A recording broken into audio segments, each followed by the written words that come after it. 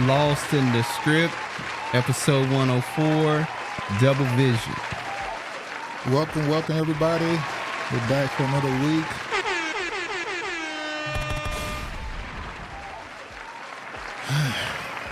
Time to pack some motherfuckers up today. Oh, you trying to pack people up today? How y'all doing, man?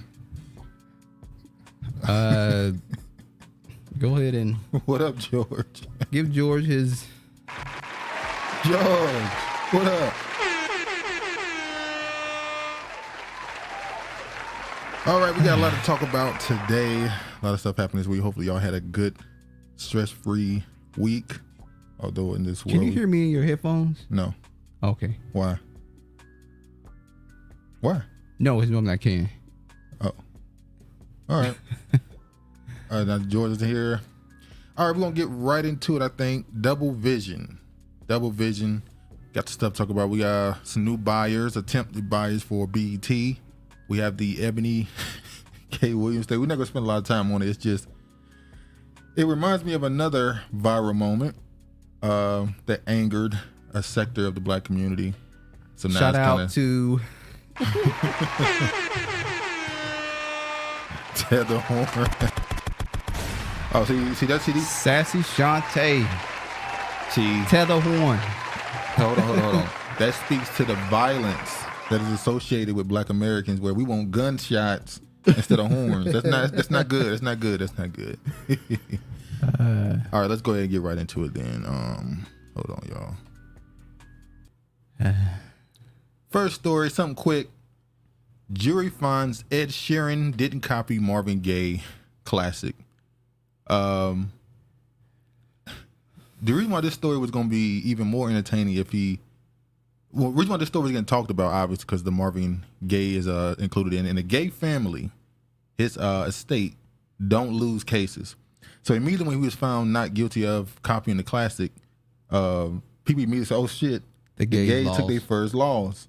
But no, this was the Ed Townsend estate, who are the co-writers of the song, co-writers on the song, I guess. They the ones who sued. So the Gaye family, they don't take L's. They still don't take L's. They lure up very well. They got better lawyers than who you could go after. And, you know, a little bit of it might be because they don't go after people they don't think actually, without a doubt, copied them. Let me go ahead and go here. Hold on, y'all. Let me go here. As you can see, British singer Ed Sheeran didn't steal key components of Marvin Gaye's classic 1970s tune "Let's Get It On" to create his hit song "Thinking Out Loud." I saw someone say this song has already grossed almost $1 billion in revenue. That's a lot. That's why I can see why a lawsuit pops up because of that. That's a lot of money. Yeah, it's a lot of money. A jury said that with a trial verdict Thursday, prompting Sheeran to joke later that he wouldn't have to follow through on his threat to quit music. So I was hoping he lost so he would quit music. You don't like Ed Sheeran? Hell no, I don't like Ed Sheeran. There's a song you like by him. Huh? I'm sure there's one song you like. There's no song I like by him. You sure? I'm positive. Now I can't name none of his songs, but if you are avid, is he considered R&B? In this day and era, he probably would be considered R&B. Looking like that damn thing off of My Precious. Speaking of white people, Egyptian government says Cleopatra had white skin in response to Netflix documentary casting controversy. Now, this happened about a week ago. Still talking about this Netflix Cleopatra documentary. Never heard of him. I don't know, George. If you listen to R&B, they say he's good. I can't think of a song that he boy made. Good. I can't think of a song he made, but they said good and terrible. He's talented. But the Egyptian talented off of stealing things. That's what he's talented off of, allegedly. Because I don't want no lawsuits. Well, hold on. When you talk about UK artistry in general, yeah, pop music, R&B, jazz, grime, which is hip hop, they copy a lot of Black American sounds. So it's not surprising. Have you ever heard of Paul Davis? No, don't know who Paul Davis is. Because he's not him. Hey, George said, hey, we could like some white artists, but you got to be a certain level to get. He not the creme of the creme. You got to be the creme de la creme in order for us to follow listen to your music.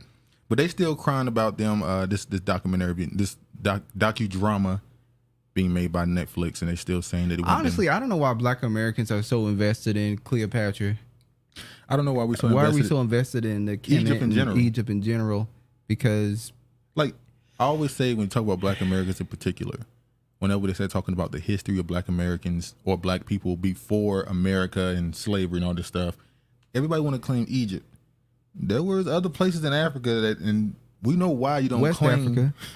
You don't claim what the rest of them do because you don't find what they're doing as something If to be you say proud you never of. heard of Michael McDonald, then you're not. Yes, we've heard of his whack ass. Black. You're not black. Now you gonna Joe Biden us? Yeah. We don't listen to Yeah, him. well, I ain't Charlemagne. Charlemagne ain't bleaching no more, so I mean it's true. I mean, Damn. truth is true. So we gonna Money see, low. huh? Money low. Yeah, the money got Can't low. afford that bleaching cream. Shout out to Brilliantly Flawed. Oh, what up? What up? Peace to the gods and goddesses. What up? What up? Biracial actress Adele James portrays Cleopatra in documentary narrative. We know all this stuff already. Her casting has sparked debate. We know.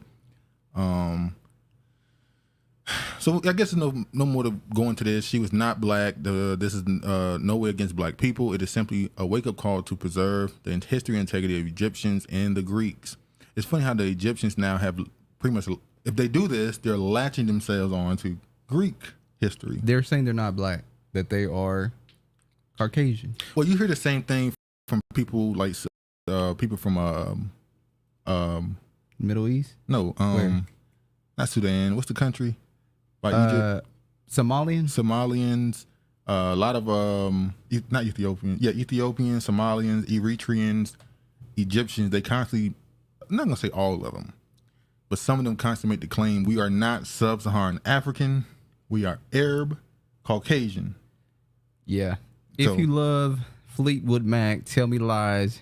You white and love white lies. Yeah. You know the song too, nigga. But yeah, a lot of those Eastern African countries, Ethiopia, Eritrea, and Egyptians, they consider themselves not to be sub-Saharan African. So they don't want to be confused with them. They be talking crazy too, boy.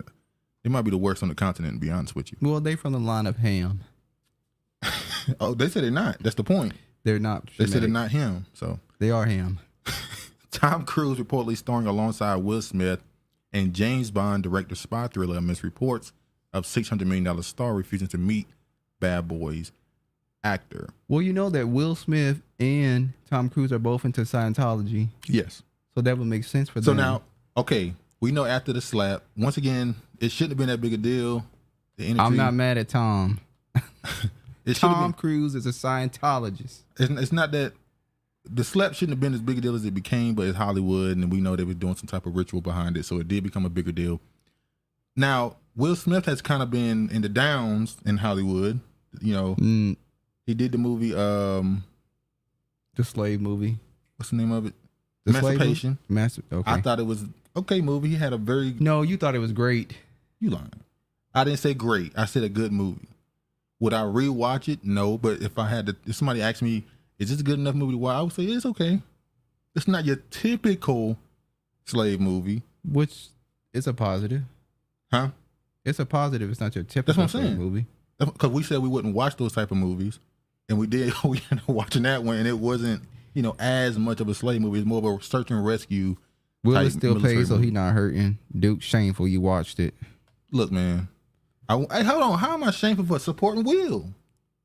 I'm supporting Will Smith. Anyway, to Will Smith, it's no surprise that he might get a chance to get back into the box office with Tom Cruise, who's coming off of, what's that military movie? The one he remade, the one he did a sequel to, and Yeah. That Top movie was- Flight, Yeah, that movie was very successful. So it wouldn't be surprised if he tries to get back into the... supporting pedos. But you just said you're not mad at Tom. He's a pedo too, allegedly. Wow. So you So- support a white man. over the black Brilliantly man. flawed, Hollywood, gasping at scrawls, nothing original, remake after remake. True. Exactly. Now, And I we saw tired of it. this article here came out, this was last year. And it says, Michael Bay claims Sony thought Bad Boys would flop with two black actors. So it's funny because now we're on coming up soon. They said, I think it's Untitled still. Didn't you say it's still Untitled? Yeah, the fourth one is still Untitled. So you might be getting the Bad Boys 4. I did not watch Bad Boys 3. I have not watched. I'm gonna watch it at some point. Haven't got around to it. Haven't got around to watching Bad Boys 2. Were the black members of Fleetwood Mac black? Were there black members of Fleetwood Mac, Travis? No, but it was one of Black Sabbath. But no, I'm sorry, not Black Sabbath. What's the name of that group? Slash? You talking about the Slash? Yeah. Well, he's not black. He's biracial. He's biracial. I'm not watching nothing after Bad Boys 2. Well, I don't think they give a damn if you watch it or not. They do. They want more money. LeBron James considers buying a major media brand. Fake ass. Huh? Say it again, please. Oh, LeBron James fake ass? Yeah. Oh, he's... Okay, that's what he's doing. And the NBA stars keep building off his the NBA star keeps building on his off-court legacy. LeBron just may be in the thick of the NBA playoffs. Wada. Spring Hill Company. Travis love watching garbage. I love reading garbage too. Spring Hill Company, the media company James founded alongside Maverick Carter, in talks to potentially buy Complex, the hip-hop pop culture media outlet currently owned by floundering BuzzFeed. Now, we've been talking about the last 2 weeks, all these media companies that's a lot of things getting rearranged. CNN, MSNBC, Fox just got rid of Tucker. CNN got rid of Don Lemon. BuzzFeed is looking like they're about to go under. They had to lay off a whole bunch of people. Vice, they got rid of their late night Vice show, which was their premiere. Laying off people, trimming off the fat. So a lot of sales are happening. And in the midst of all these sales, you see a lot of people trying to jump BET. We're going to talk about that next. It's up for sale right now through Paramount. So now Complex, which you know is pretty popular amongst the urban audience, LeBron James and his company is trying to purchase that. Now I'm going to ask you a question. So is it a good thing that during this tumultuous era of these media companies that some black people may have a chance to buy into these companies and take them over? Some of them are not worth buying into and taking over, like BET. Hold on. You be flip-flopping on BET. I'll be flip-flopping on BET. I've been pretty consistent about how I feel about BET. Oh, we're going to get to BET later, so we'll stop right there. So you think there's some that you shouldn't own at all? So George says no. We said no. I don't know what he's saying no for. I think he's saying that no explanation, just vague no. We don't know what the fuck he's talking about. He might be saying there's no good thing that comes out of black people buying these companies that are about to go under. Okay, speak for him. Space Jam 2 suck balls. Worst movie ever. Now I can say the worst bad. movie ever is yeah, Tales from the Hood 2. That's the worst movie ever. We were warned by 2 people. Do not watch this movie. Just my opinion, and pay or wait. George, if you haven't seen it, go watch Tales from the Hood 2 for a good laugh and how bad it is, and then tell me that Space Jam 2 was worse than that movie. All skin folk ain't kinfolk like Travis. You're right, because you're a fucking Frenchie. You're Haitian. You're a Frenchie. They owned you. Speaking of basketball, Howard Stern moans that Knicks basketball... You seen it, didn't you? No, I didn't see no Space Jam 2. Did you see Space Jam 2? No, I didn't see it. My bad. AI writers are better than Hollywood writers in most streaming apps. It's over. Well, I'm gonna go back to that since you brought up a good point.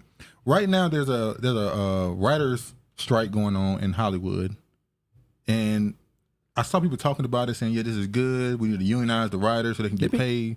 Some people saying that these writers aren't getting paid enough. And I'm thinking, wait, have y'all been paying attention to AI?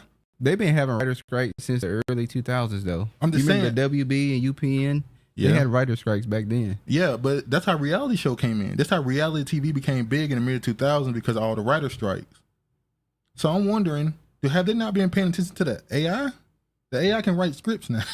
Like, you can literally go to this thing and say, "I'll write me a movie including these people, about them going across the country to do this, this, and this," and it'll give you a full script. Like, writers aren't going to be important in the next 5 years. Yeah. Which is why your ass ain't getting paid nothing now. And I believe they've been using these AI bots to write these movies and music and stuff for at least the last decade. Because when I listen to those Drake songs, it sound like stuff he would say. I'm just saying. But anyway, speaking of basketball, Howard Stern... Tiny Hat moans that Knicks basketball... What the hell?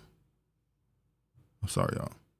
All right, Howard Stern moans that Knicks basketball players hug black celebrities courtside, but thinks they don't embrace him because he's white.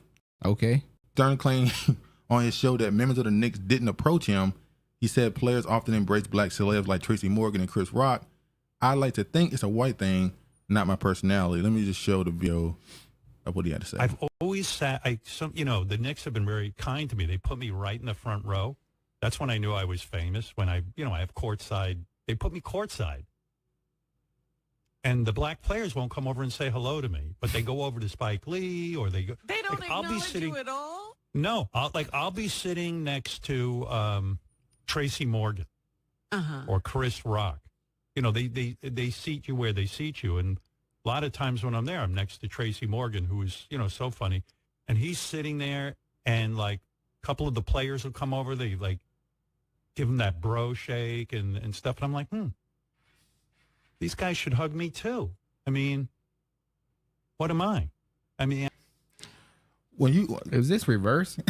Now, Jewish Caucasians asking for hugs instead of the blacks? I'm not going to play the whole clip. What I find entertaining about this is the fact that he expect a certain level of reverence from these black. Keep in mind, first off, a lot of these dudes don't know who the hell he is. They're a black, under 30-year-old man. And he's also was in blackface. When that too, they might not even know about that. They probably don't know him. So why would they just walk up to this dude who they know is just this rich dude? Because he's a white man sitting in the front row, and they should acknowledge him. And now we were talking about this earlier when I said it sounds like a dude visiting a plantation. Like he expect to be entertained, not just entertained, but addressed as somebody who needs to be respected. I need you to come up to me and acknowledge my existence or something is wrong. Man, fuck Howard Stern. Next topic. Howard Stern. And it's funny because his I guess, would you call her a co-host or something? Is a black woman and she's been with him since the late 90s. Oh, his ride or die. She been around him for the longest. Brilliant said he's irrelevant as fuck. Under 30 dudes don't like or fuck with him. #radio dead. That's what I'm saying. Like first off, podcasting has took over radio. I mean, radio has still got obviously a lot of listeners, especially Sirius radio and all this stuff. But I mean, let's be honest. These dudes under 30, urban, they don't know you at all. They don't give a fuck about you. Even if they know you of your existence, they probably don't listen to your show. They're probably not a part of your audience. So why would you expect them to come up and show you the same respect as Spike Lee? Well, he said Chris Rock and Tracy Morgan. These are huge names in the black community. I wouldn't say across the maybe Chris Rock is, funny. But, it ain't funny. Huge but not funny. Anyway, these are established names in the black community. Why would you expect to be addressed the same as them? Because he's a Jewish white man. All right, let me move forward. Oh, yeah. A nice little story that came up. We ain't talked about track. Shakari. Her name is not Shakari. Her name is Shakari. Tracy Morgan, not Morgan Freeman. Chris is not funny. Thank I agree. You. We know. We can agree. Oh, back to this, though. Shakari, we've been calling her Shakari. She made sure to correct that shit. Now she's like, I'm winning again, niggas. You're going to call me my real Put name. some respect on my name. Shakari Richardson is back with the victories. Even though niggas going to call you what they feel like you should be called, I will respect you and say Shakari. Well, she beat two of the big three. The big Jamaicans. The bang baklao. Yeah, she beat two of the big three. Not caring about that beast-fed steroid film. Wow, George, you gonna see this is how he talks about black women. Oh, he gonna turn into that. That's not fair. That's how he do. That's not fair. Shrimp curry. Oh man, she won the 100 meter. I think the 23-year-old beat Jamaica's world 200 meter champion Shericka Jackson 10.85, while Britain Dina Asher Smith was third. In the field of featured 5 Americans on the start line. I'm blessed and thankful. I feel at peace. All I do is my best. I do, and I'm excited to do it. All right, now one of the things that came away from this, and I'm not gonna play the video, but she made a video addressing a certain change that she has. Well, and according to George, there's certain change of steroids. But she said it's a spiritual change. She said she's gotten in touch with her spirituality and got back to what she was before. I guess you would say before she got all the fame. And she went back to that. You noticed she had the Ankh on her chain. Yeah. She doesn't wear the colorful hair now. I don't know if that's just a thing she's doing for just right now. That's permanent. Hope it's permanent. I hope this shit don't come back. But yeah, so she's saying it's a spiritual enlightenment that got her back focused on what's important. She looks much better in her natural state. So shout out to Sha'Carri. And speaking of some more celebs, we talked about LeBron trying to buy. Here go another tier 3 coming through. We just talked about LeBron trying to buy Complex, or his companies at least. And we know that in this running you have, what's his name? Byron Allen, Tyler Perry, and P. Diddy. Buddy Love. So now Travis is a film. I can prove it. He loves using online terms. So that lets me know he's online habitually a lot. Online. He like being on those back pages looking for films. 50 Cent, Shaquille O'Neal, Kenya Barris reportedly joined forces in BET bidding war. Diddy, Tyler Perry, and Barron Allen are already part of the network's bidding war. There's 6 black men. Is that none of them qualified to do so? Okay. Reference episode 100 for proof. According to TMZ, the Queens rapper and the Blackish, the creator, were seen outside of Paramount's New York City office discussing the possibility of buying the network. The man allegedly partnered with Shaq and investment company CVC to make an offer. Barris is also one of BET's minority stakeholders. So is Tyler Perry, if I'm not mistaken. It's not a done deal, but they're deep in it. One rumor source with direct knowledge told the outlet the news comes weeks after Diddy, Tyler Perry, and Byron Allen all tossed their hats into the ring amid a potential sale. And Paramount also said that they are focusing on trying to sell it to a black buyer, but that don't mean that's the only people in it. So we only hearing the names of these black people. I'm sure there's somebody white trying to get involved or something too. If 50 Cent get it, it's gonna be more tethers on the network. Who the other person? Hold on. Shaquille O'Neal get it. Hold on. If 50 Cent get it, we're gonna see more drug TV shows on BET. Tethers acting in the roles. Do we want that? No, as a representation? we don't want that. We talked about that last week about is drug dealing a part of Black history? Yes, or it's is a part of Black history. In the Black community. It's a part of Black history. So you want that on TV, or you're saying no, you don't want that to be the staple of BET? It doesn't have to be the staple, but there's nothing wrong with it being on TV. All right, then you got Shaquille O'Neal. What would be the problem? I don't really have. By the way, they're not separately trying to buy it. Yeah. These 3 are trying to buy it together. Yeah. So what do you think about these 3 trying to purchase BET? I mean, I don't really have too much to say about Shaquille O'Neal. Just don't think he's qualified to do it. So would you rather have Byron Allen? Would you rather have the other 3, one of the other 3, or these 3 together? None. Of the 3, you have none. To choose. But you chose last time. I'm not, because I felt like there was somebody that could be potentially qualified to do it. You said Byron Allen. Because you're giving me nothing. I can't choose any of them. You said Byron Allen. Because he was qualified to do it. I'm saying, would you rather Byron Allen or these 3? Oh, Byron Allen again. That's funny considering your beliefs in your politics. Well, or his private life. That's not me rooting for him. He's buying a shitty ass network. Oh, nah. She had that shit on shit when black people about to buy it. That's whatever they buying, I ain't watching. Stop the madness. So y'all wouldn't go Travis back? So confused. Nigga, I'm not confused. None of them are qualified. So y'all never gonna support BET ever again? Do you support BET? When is the last time you watched BET? I'm asking the question. I'm asking you the question. I don't now, but I said, would you do it in the future? No, because they ain't gonna put shit on there. So no, I ain't supporting it. Speaking of people buying shit up, Dave Chappelle is buying up Yellow Springs, Ohio, and some locals are happy. I saw a post that someone said in this article that said that one of the people that are living why don't he go buy up Detroit and help them out and rebuild the houses and help that community instead of buying houses in a white predominantly area? What's the difference? What is the difference? And they call gentrification? He's building a black community, right? That's called gentrification, ain't it? If you bought the land and increased the property value, wouldn't it cause people to their mortgages, and wouldn't that cause a problem with them being able to purchase? I mean, see, he stuttered on himself. Travis' new name is Earl, aka Putin.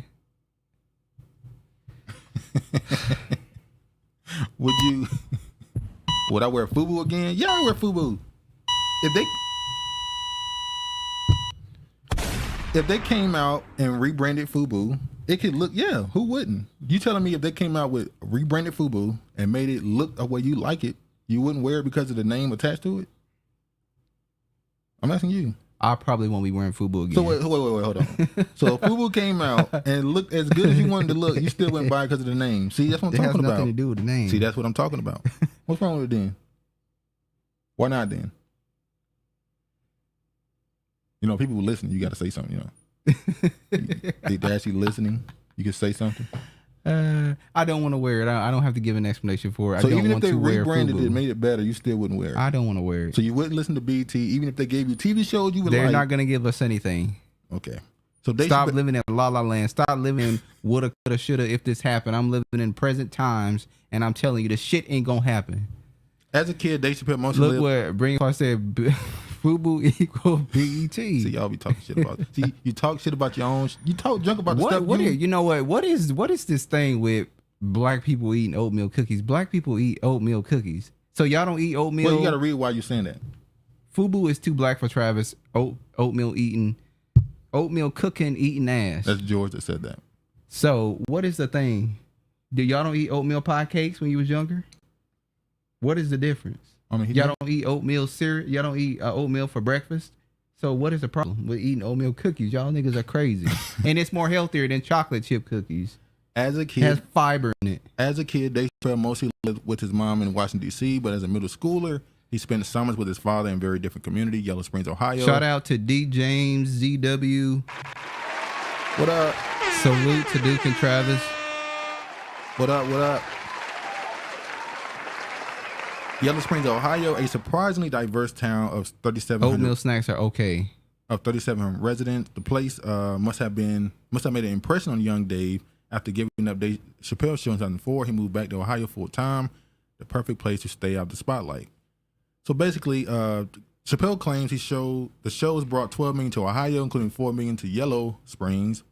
My town was dying. He told America during the 2020 Saturday Night Live monologue, "I did shows in my neighbor's cornfield, and these shows are very successful and may have helped save the town." We don't give a fuck about your white neighbors and saving your white town, Dave Chappelle. But locals are getting nervous as Chappelle buys up more and more land. He owned 20 properties in Yellow Springs by 2020, which many saw as a good thing. He's turning an old firehouse into a comedy club.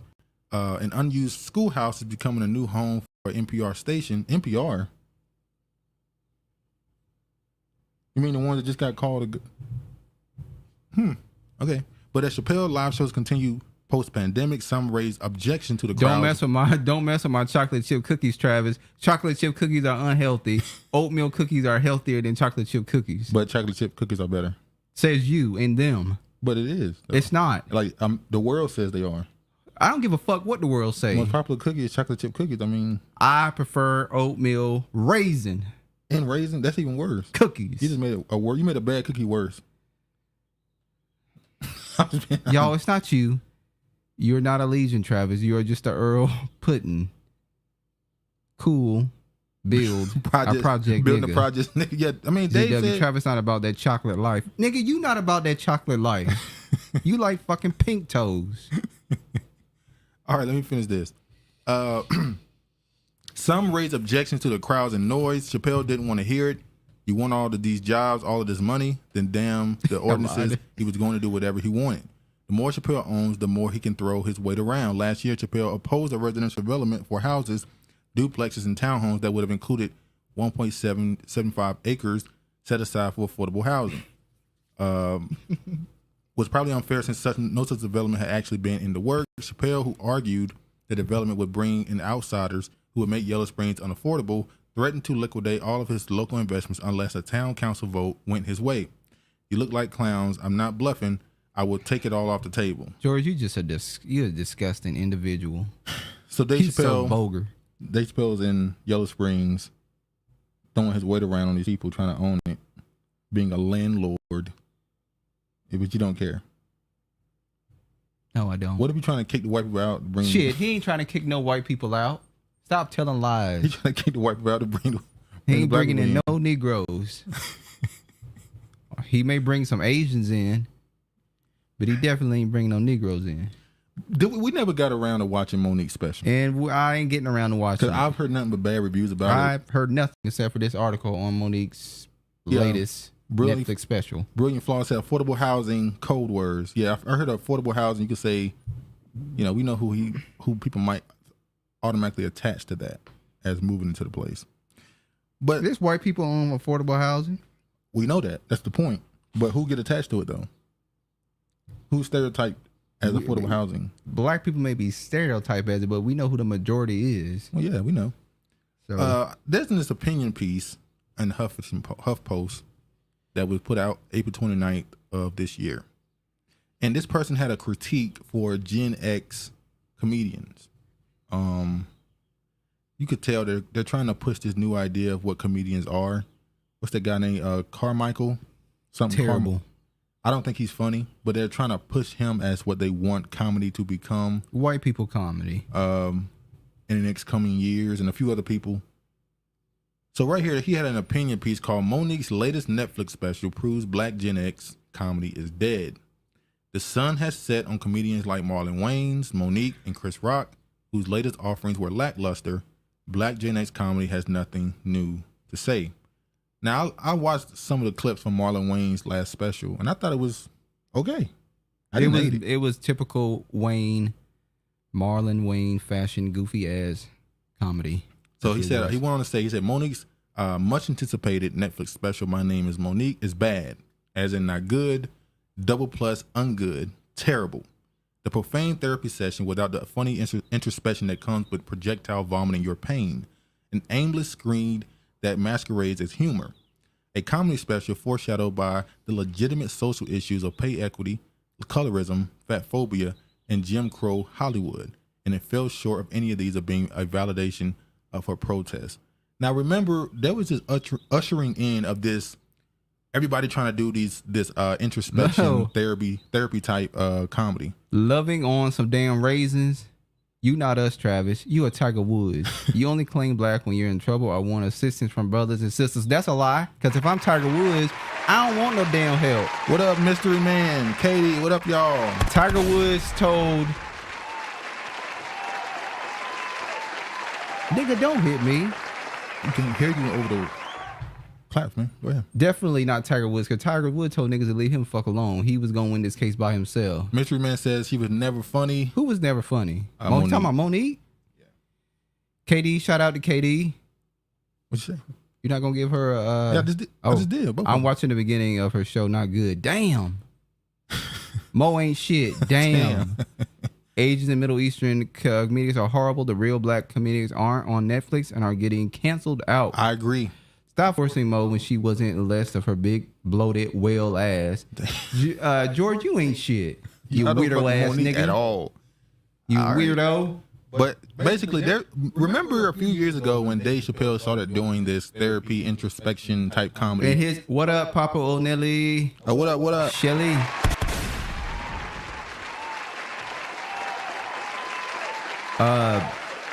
Travis on pause. But yeah, when Dave Chappelle started doing that type of comedy, which is normal for a comedian, you normally start out doing goofy comedy, then you start doing sexual comedy, then there's introspection around 40. That's normally how comedians go.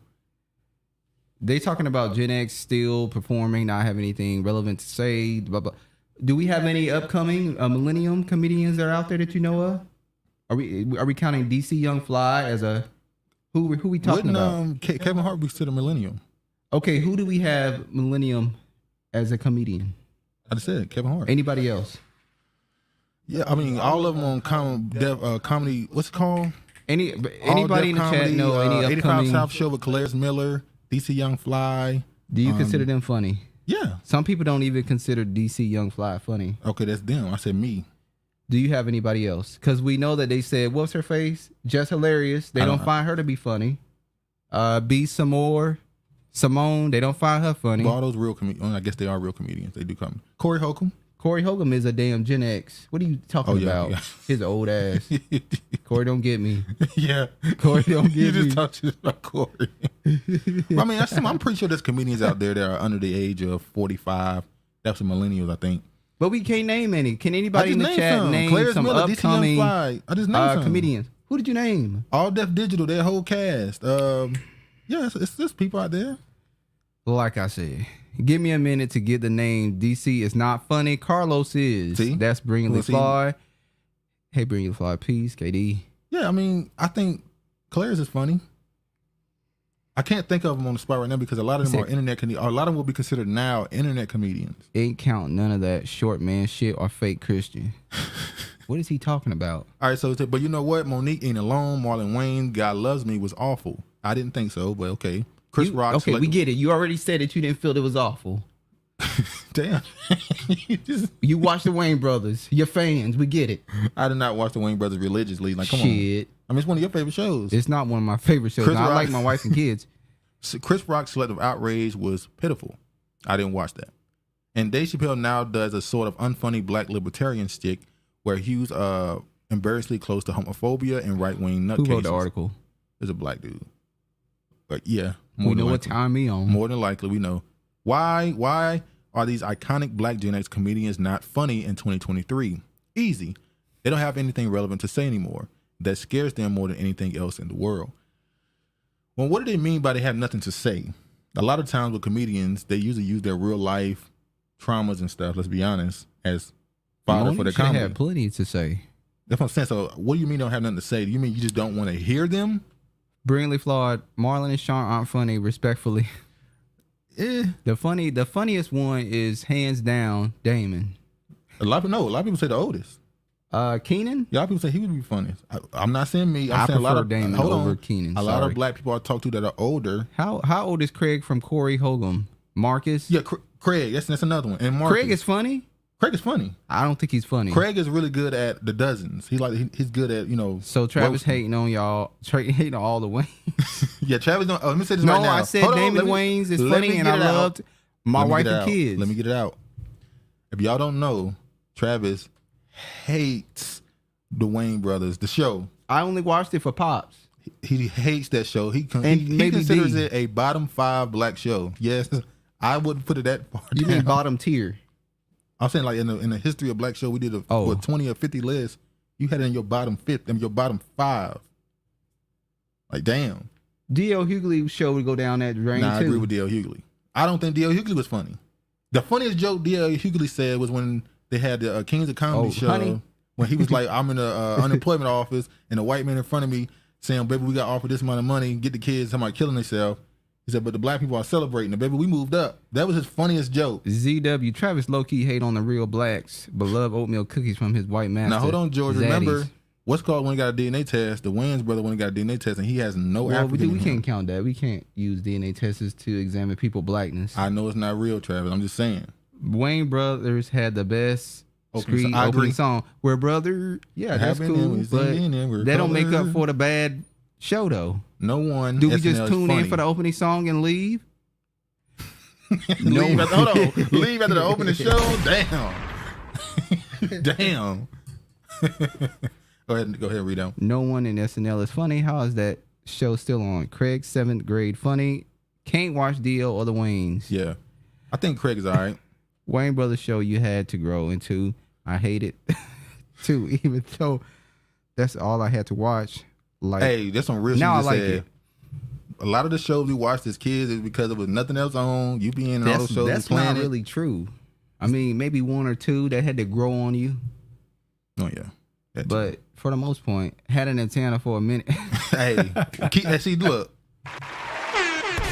it real. Let's keep it real. A lot of the shows we watch is because it's all we could watch. Let's be honest. Yeah. Channel 40 good for you. That's my uncle.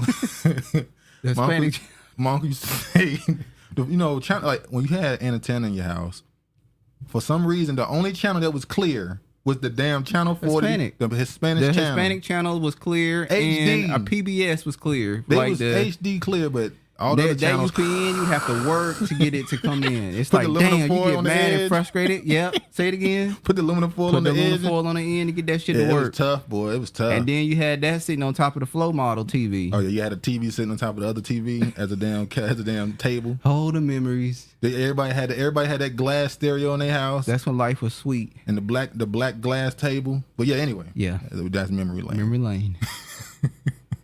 But back to these comedians that he talking shit about. First, realize we're not even going through this whole article. And I'm just asking the question, when we talk about black creative in general has fallen in the last 20 years, talking about music and movies, TV show. We keep saying, where's all the black TV shows, the good ones? Where's all the black movies? Everything seems worse or remade. So even comedy, it seems, we just talked about all the names, even comedy seems to have taken a hit. And niggas are known for being fun. How is black comedy? Now, when we say comedy, we're talking about comedians. Niggas in general, when we talk about the internet, it's still funny as hell. But what happened to black comedy? Or is it just the temperature of society where people don't feel like they can say the things they want to say? Channel 56 after 5 p.m. PBS is still good TV. Hey, you can learn something from PBS. Oh, and they definitely would get the channels that had the soap operas. Oh yeah. AKA the stories. I gotta watch my story. They get that shit working. Yeah, that's gonna work. Yeah. You gotta go to anyway. You gotta turn the TV by yourself because the remote just more never money, works. less funny. Yeah, I guess that's true. Has money? I don't want to say that. Has money led to the depreciation of black talent? Because they get more money now, they're just not as invested in the actual work. Like a lot of people say now that who get more work. They're not invested in the actual work. Like saying they're not invested in actually being. They don't love comedy. They don't love acting. They don't love. That's the kind black comedy turned drag queen story time. Dressing like women. I was about to say that. Yeah. Martin Lawrence and your Eddie Murphy. Why you gotta do Martin like that? Why you throw Martin out there? I said Eddie too. But don't Eddie did it ignore first. I said Eddie too. Eddie did it first, so you should have said Eddie. Okay, Eddie. Because we had a debate on Eddie and Martin. Leave it alone. Don't go there. Move along. Me and Chubby had a big debate on Eddie versus Martin. And they're going to say, it ain't no competition. I'm saying Eddie, obviously, but he say Martin is as impactful in black I think Martin is as impactful in black entertainment as Eddie Murphy is. Eddie Murphy started his career off with a lot of white people as their sidekick, Martin like too. Kevin Hart does. Yeah. So let's be real. I believe the most underappreciated movie by Martin is Blue Street. It's more rituals than comedy. Yeah. That's true. But anyway. Yeah. We was talking about this a little long. Yeah, sure did. The Brat. Let's talk about. Wait. Damn. Let me show the damn. Jesus, you ready to jump on that? Martin is my all-time favorite show. Hold on, Shelly. Because this is another big debate in the black community. Who dressed better in the dress? Hold on. Before we go to that, what's better, Fresh Prince or Martin? I like Martin better. You can go. I know you honestly want to say that you like Fresh Prince better. I've said Martin. You know that. Martin TV show. I've said Martin. But all right. So I didn't want to get into the movie thing too much. There's some Fresh Prince. Martin, hands down. Hands down. Not even a discussion. No, his stand up was neither. Damn, Mystery Man said. Mystery Man, you're like Martin. Mystery Man said ain't neither one of them shit. Mystery Man, you probably into Sanford and Son. Oh, that's not like that ain't a. That's a good one. That's a classic. The Jeffersons, that's a classic. Good Sanford Times, Son that's versus a classic. Jeffersons. Huh? Sanford and Son versus Jeffersons. I'm gonna have to go with you big dummy. I mean, that's hard, dude. That's really hard to choose between the two. All right, let's move on. Even KD said Martin. Damn. It's overwhelmingly close. Martin. Ain't nobody saying what up, Regina? Regina.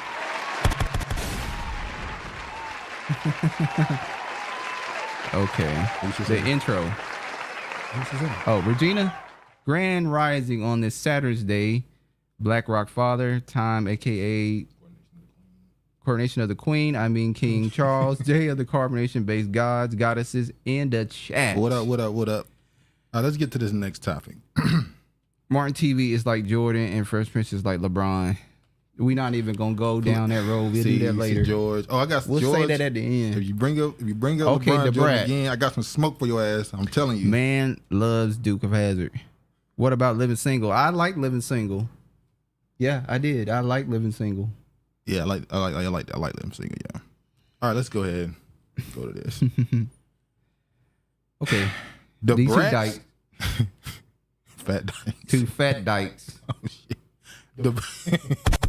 Listen, the subscriber count is going up too high. We got to get that shit down lower. Time to clean house. Yeah, it's time to clean house. The Brat's wife on why the couple went with white sperm donor after rapper called black donor Jimmy Cricket. My son's son loves Martin, and I go for Fresh Prince, although I now have more appreciation for Martin. Okay. I feel like Fresh Prince just had a big audience. It just Regina is a Northwesterner.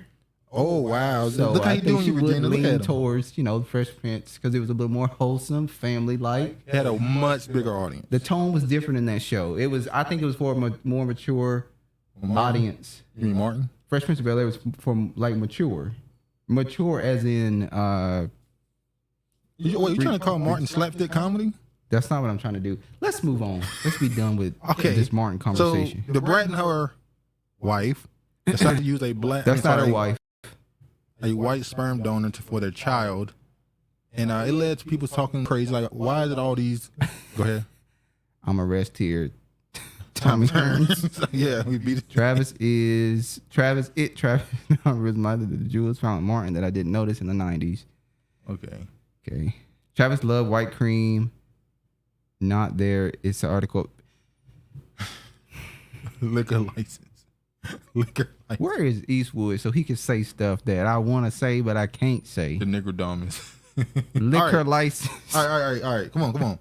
So the Brat's wife, Jessica Harris Dupart, has responded to criticism she received after the couple revealed they selected a white sperm donor for their pregnancy. Yeah. In an interview with The Root published last week, the couple said they had a short list of 300 potential donors, and only one of them was black. That dude looked like Jimmy Cricket. Brat told a publication, "I was like, I'm sorry, but that wasn't going to be my choice. I think we did a good job with picking. He's handsome, he's tall, and I think he's going to look beautiful with my wife's eggs." What do you think about that? Well, you know what? We live in a sad world. Sick. I've heard this argument many times where black women say they have to choose other races of sperm donors because black men go out and donate their sperm the least. Yeah. They don't. Yeah. But the Brat's quote unquote wife has 3 kids with a black man. Could have used him, couldn't you? You couldn't have gone and offered him money to say, "Will you donate your sperm to my?" I mean, come on. Like, we already got kids. The First kids of would have all, the same father then. I'm glad they went and got a white dude because the Most High don't appreciate this lifestyle anyway. So maybe it's a blessing that the child that's growing up in this is not black, quote unquote. This is shameful. Yeah, it's crazy. It don't matter how he look. Now, if you wanted a black, but hold on, we not gonna sit here and act what like up, Kiefer? We're not gonna sit here and act like ugly people don't produce beautiful kids. I'm gonna ask you a question, but I'm gonna play devil's advocate. I got to. I know the devil don't need an advocate, but I'm gonna do it. Go ahead. So we're not gonna sit here and produce that like 2 people that you don't deem attractive produce a beautiful child. They do. So if you wanted black, you would choose what it is. Now I'm gonna ask you a question. You got a wife. Your wife, for whatever medical reason, can't have children. Yes. You need someone to get eggs from, for whatever, or use them to impregnate to have the kids. You telling me the looks not gonna matter who you choose? I mean, I'm just asking. If you're desperate, no, looks not gonna matter. If you say no. If you say you really want a child, you're not gonna go off of looks. I know. Your desperation point is a good point because they did say there was in a short window where they could have the child. I get it. Regina, let's be honest. How many straight exes would be willing to be a sperm for a child for his now lesbian ex-wife? I don't see it. I think there was some that would definitely do it. That's a good point. That's a good point. But I think the fact that he already has 3 children with you, it's her eggs. It's her egg that Brat put in her. The baby would just be another baby with them. Exactly. And we're not gonna act like that. They don't. These lesbians out here still don't be getting hit. by the baby father. Undercover. Come on, let's just be honest. She didn't want a kid with a black dude. She wanted the kid with the good hair. Now I'm gonna say that's this. What she wanted. The part that made me agree with you is this part right here. I think he's going to look beautiful with my wife's eggs. That part kind of makes it seem like you chose him because you want to mix. You want a mixed kid. Having a mixed kid is like it's what? How do they say it now? Having a mixed kid is a what's the word they use? Accessory. Yeah. That's what they used to say for white women. Yeah. It's a thing with black women now. Having an accessory, a biracial kid is an accessory. It's a step up. Yeah. It's crazy out here. The quotes. Now, what do you think about her calling the man? Blacks not rocking with oatmeal cookies with raisins like that. Only fool. What do you think about her calling the dude Jimmy Cricket? Jimmy Cricket. I thought she was referencing JJ off of Good Times. JJ off of Good Time looking ass nigga. That's what I thought she was saying. Now you gonna talk shit about the dude? He ain't even do like damn. That's exactly what I thought she was saying. But she said it was 300 people. I mean, it was 1,000 whatever. But through the qualifications of the sicknesses she had, this some sick shit. It came down to 300 people. And it says black men only make up 5% or less of sperm donors in the United States. And the caption for the post, she went on in the situation further and said that the joke her wife made was distasteful. We had no idea going into this that our chances of a black donor would be slim to none. She wrote in the caption that was a carrier with so many disorders that our window was so slim and such a high risk because of age and more. All these niggas out here in the hood. Well, y'all from Atlanta. All these niggas out here in the hood. Are you expecting people to have a kid with somebody random? Why not? They had a random kid with a sperm donor. What are you talking about? When I say random, I mean somebody who you don't know their medical history, you don't know their qualification, what's their education background, all the other stuff. We've said all this time that in the black community, we need people to be more careful with who they choose to have children with. Oh, so you're into... Let me get off. No. Let me get off right quick. Get it off. We've said forever that black men and women need to be more careful with who they choose to have children with. So you like... Wait, let me finish. Let me go ahead. So because of that, when you date someone, you need to know who their family is, what they do for a living, what they've done, their career history, their criminal history, all this stuff counts. They don't want no Ray Nuck if you pookies. See? Door pookies, no offense. Listen. See? Good point. Y'all boule. What?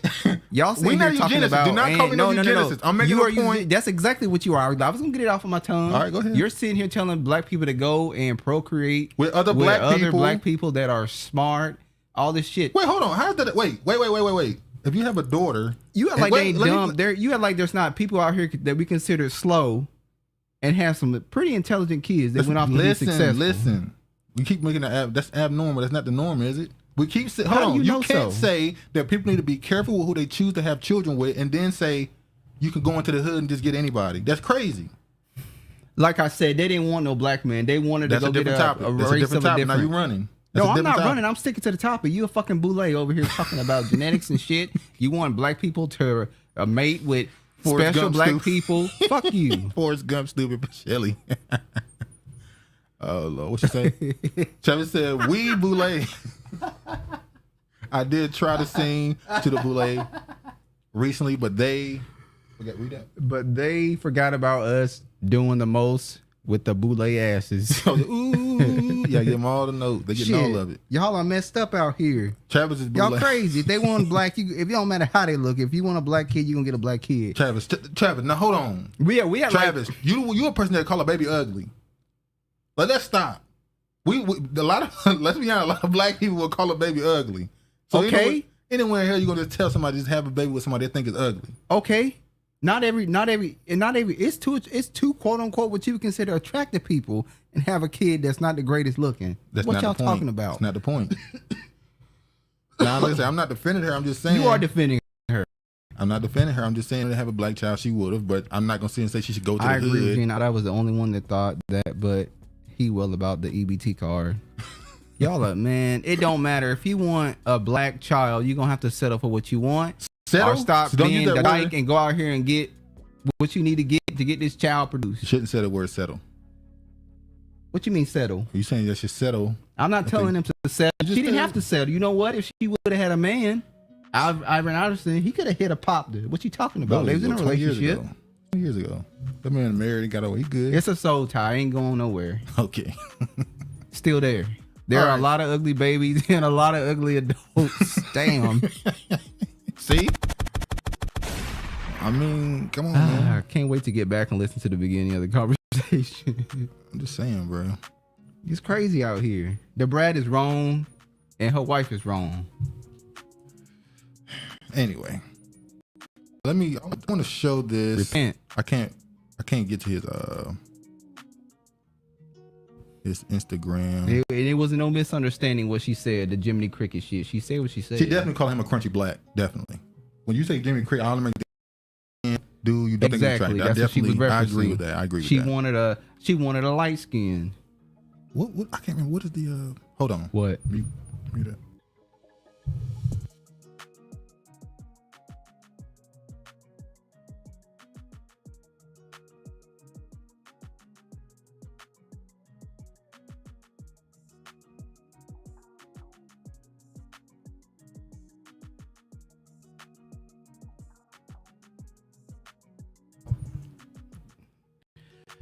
Regina, don't know if this is an accidental stat. However, going along with your STMT is being children of mixed couples fare better mentally when a mama is black versus white. Me too, because it's too late and missed a ton. Which one wear boxers? The Brat wear the boxers. Travis is not man enough. They're afraid he will make them ugly babies. I ain't making no ugly babies. That's not in my genetics to make ugly kids. Now you, on the other hand, George. Curious George. Saying George make ugly kids gonna babies? be out here looking like monkeys. Hold on. Yeah, that was racist. There won't no fucking racist. How's that not? You saying a black man, his baby's gonna look like monkeys? I don't give a damn. I don't give a damn if he was purple. All right, let's go to this. Speaking of kids and having ugly relationships. That's Travis on the cover with the I don't know look with the white tee. That ain't me, nigga. That ain't how I look at all. Agreed, Regina. No, That ain't how I look at all. Okay, singer Brian Mcknight publicly shaded his estranged children, and the internet is very... shots fired. And the internet is very upset with him. It always makes me sad to see parents turn their back on their children, because if you're so unhappy with the person they became, how come you avoided that? Speaking of a crunchy black. 90s R&B singer Brian Mcknight is trending on Twitter for all the wrong reasons. So basically, Brian Mcknight, if y'all haven't been keeping up, I haven't. I just found out about this. Brian Mcknight is married to an Asian woman, if I'm not mistaken now. Yep. And on his social media, he has all his stepchildren in his bio as his children. His stepdaughter, you see right here, the latest criticism came after the 2020 Instagram post resurfaced when Brian thanked his stepdaughter for making him a girl dad and for being a perfect daughter he always wanted. Now, keep in mind, he has a daughter. He has a daughter. He has a biological daughter. He has a biological daughter that he chooses to. I don't fault rich parents for not supporting their spoiled kids. I can agree with that, but I don't know, Keith, if this is the same thing. We'll see. We'll talk about this and we'll try to dive into it. But you know what? You don't have to. You cannot support your spoiled kids, but that don't mean you have to be petty and do things nasty. That you know that's going to offend and maybe hurt them. That's called mental abuse, trauma. Yeah. Even an adult, being an adult, you still suffer from what happened in the past, you know, like not having a father present or a mother present in the household. Yeah, but he also has a son now with this woman, and he named his son. I saw a vid about his boys needed to grow.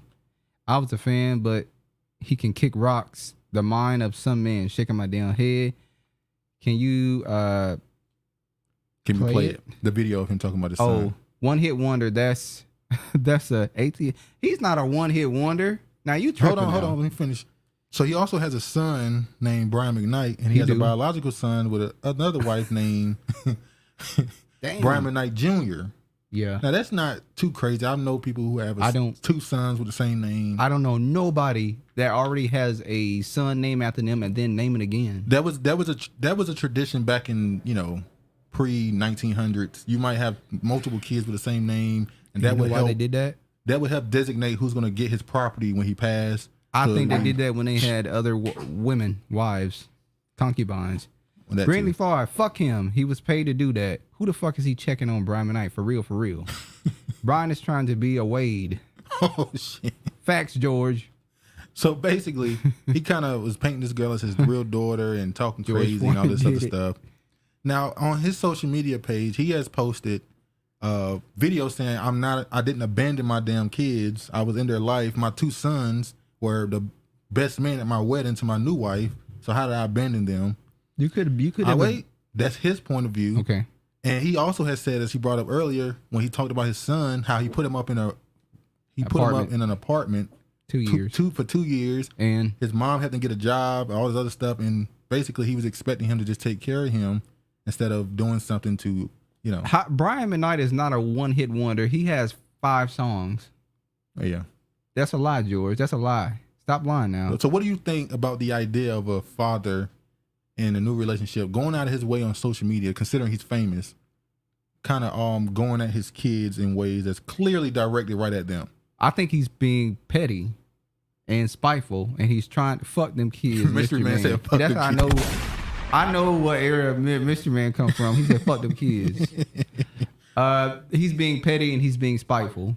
Yeah, he definitely are. And to go back to the wedding thing, you can go to a parent wedding who you feel like abandoned them and go to their wedding.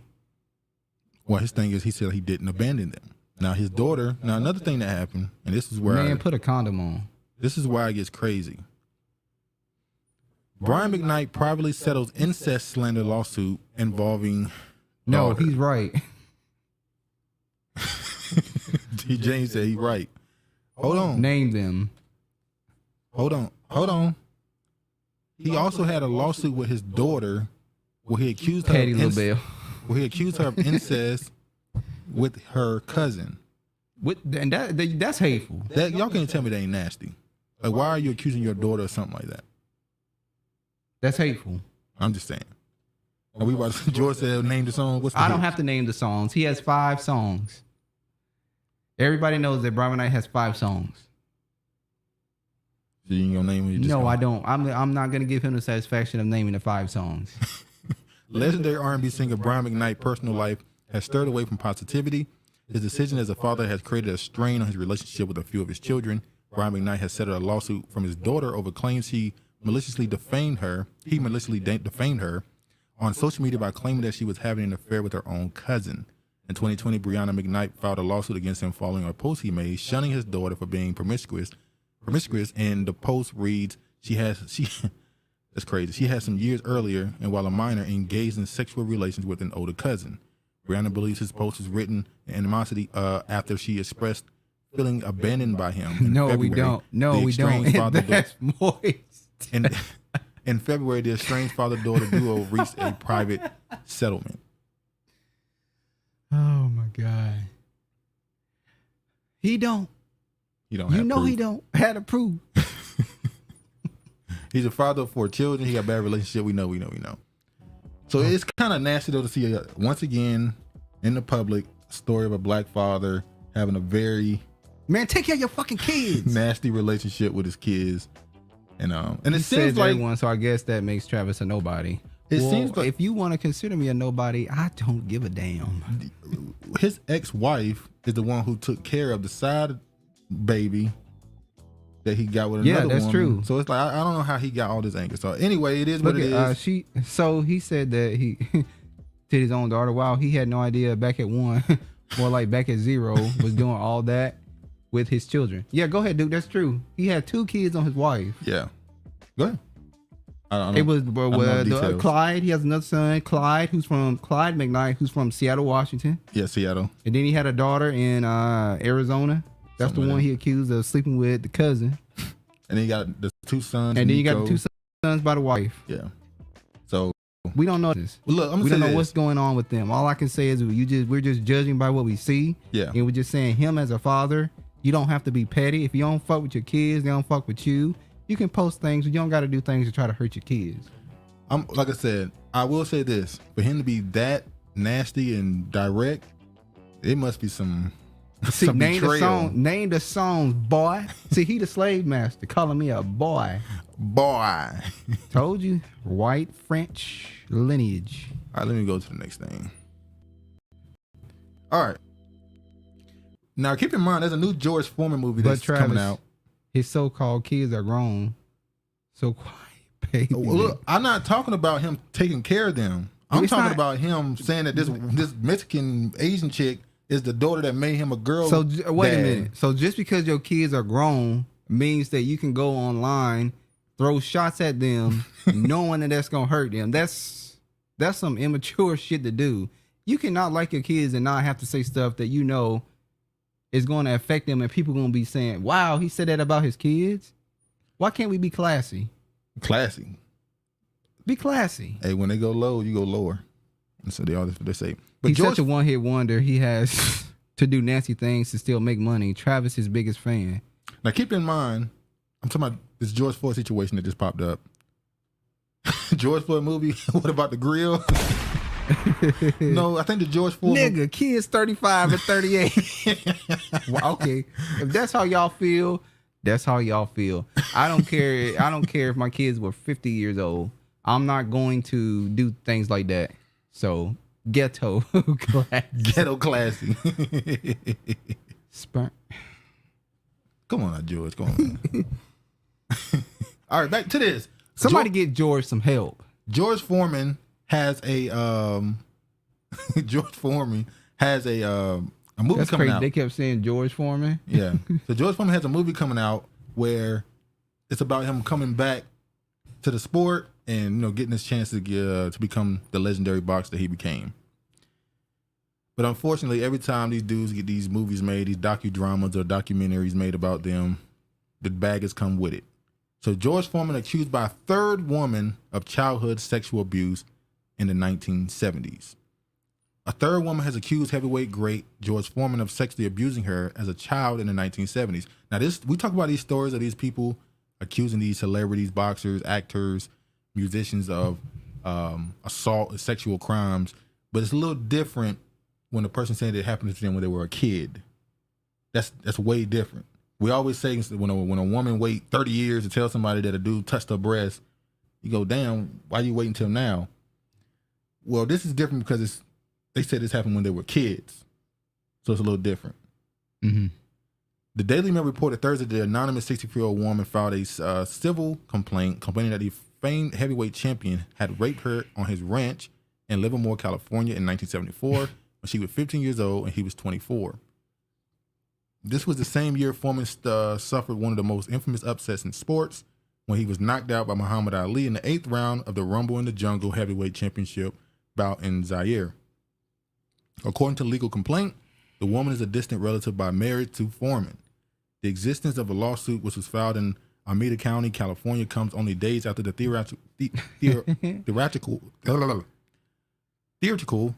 I can't say the damn word. I'll pass on a George Foreman movie. I can't watch Forrest Whitaker dead eye ass for more than 30 seconds max.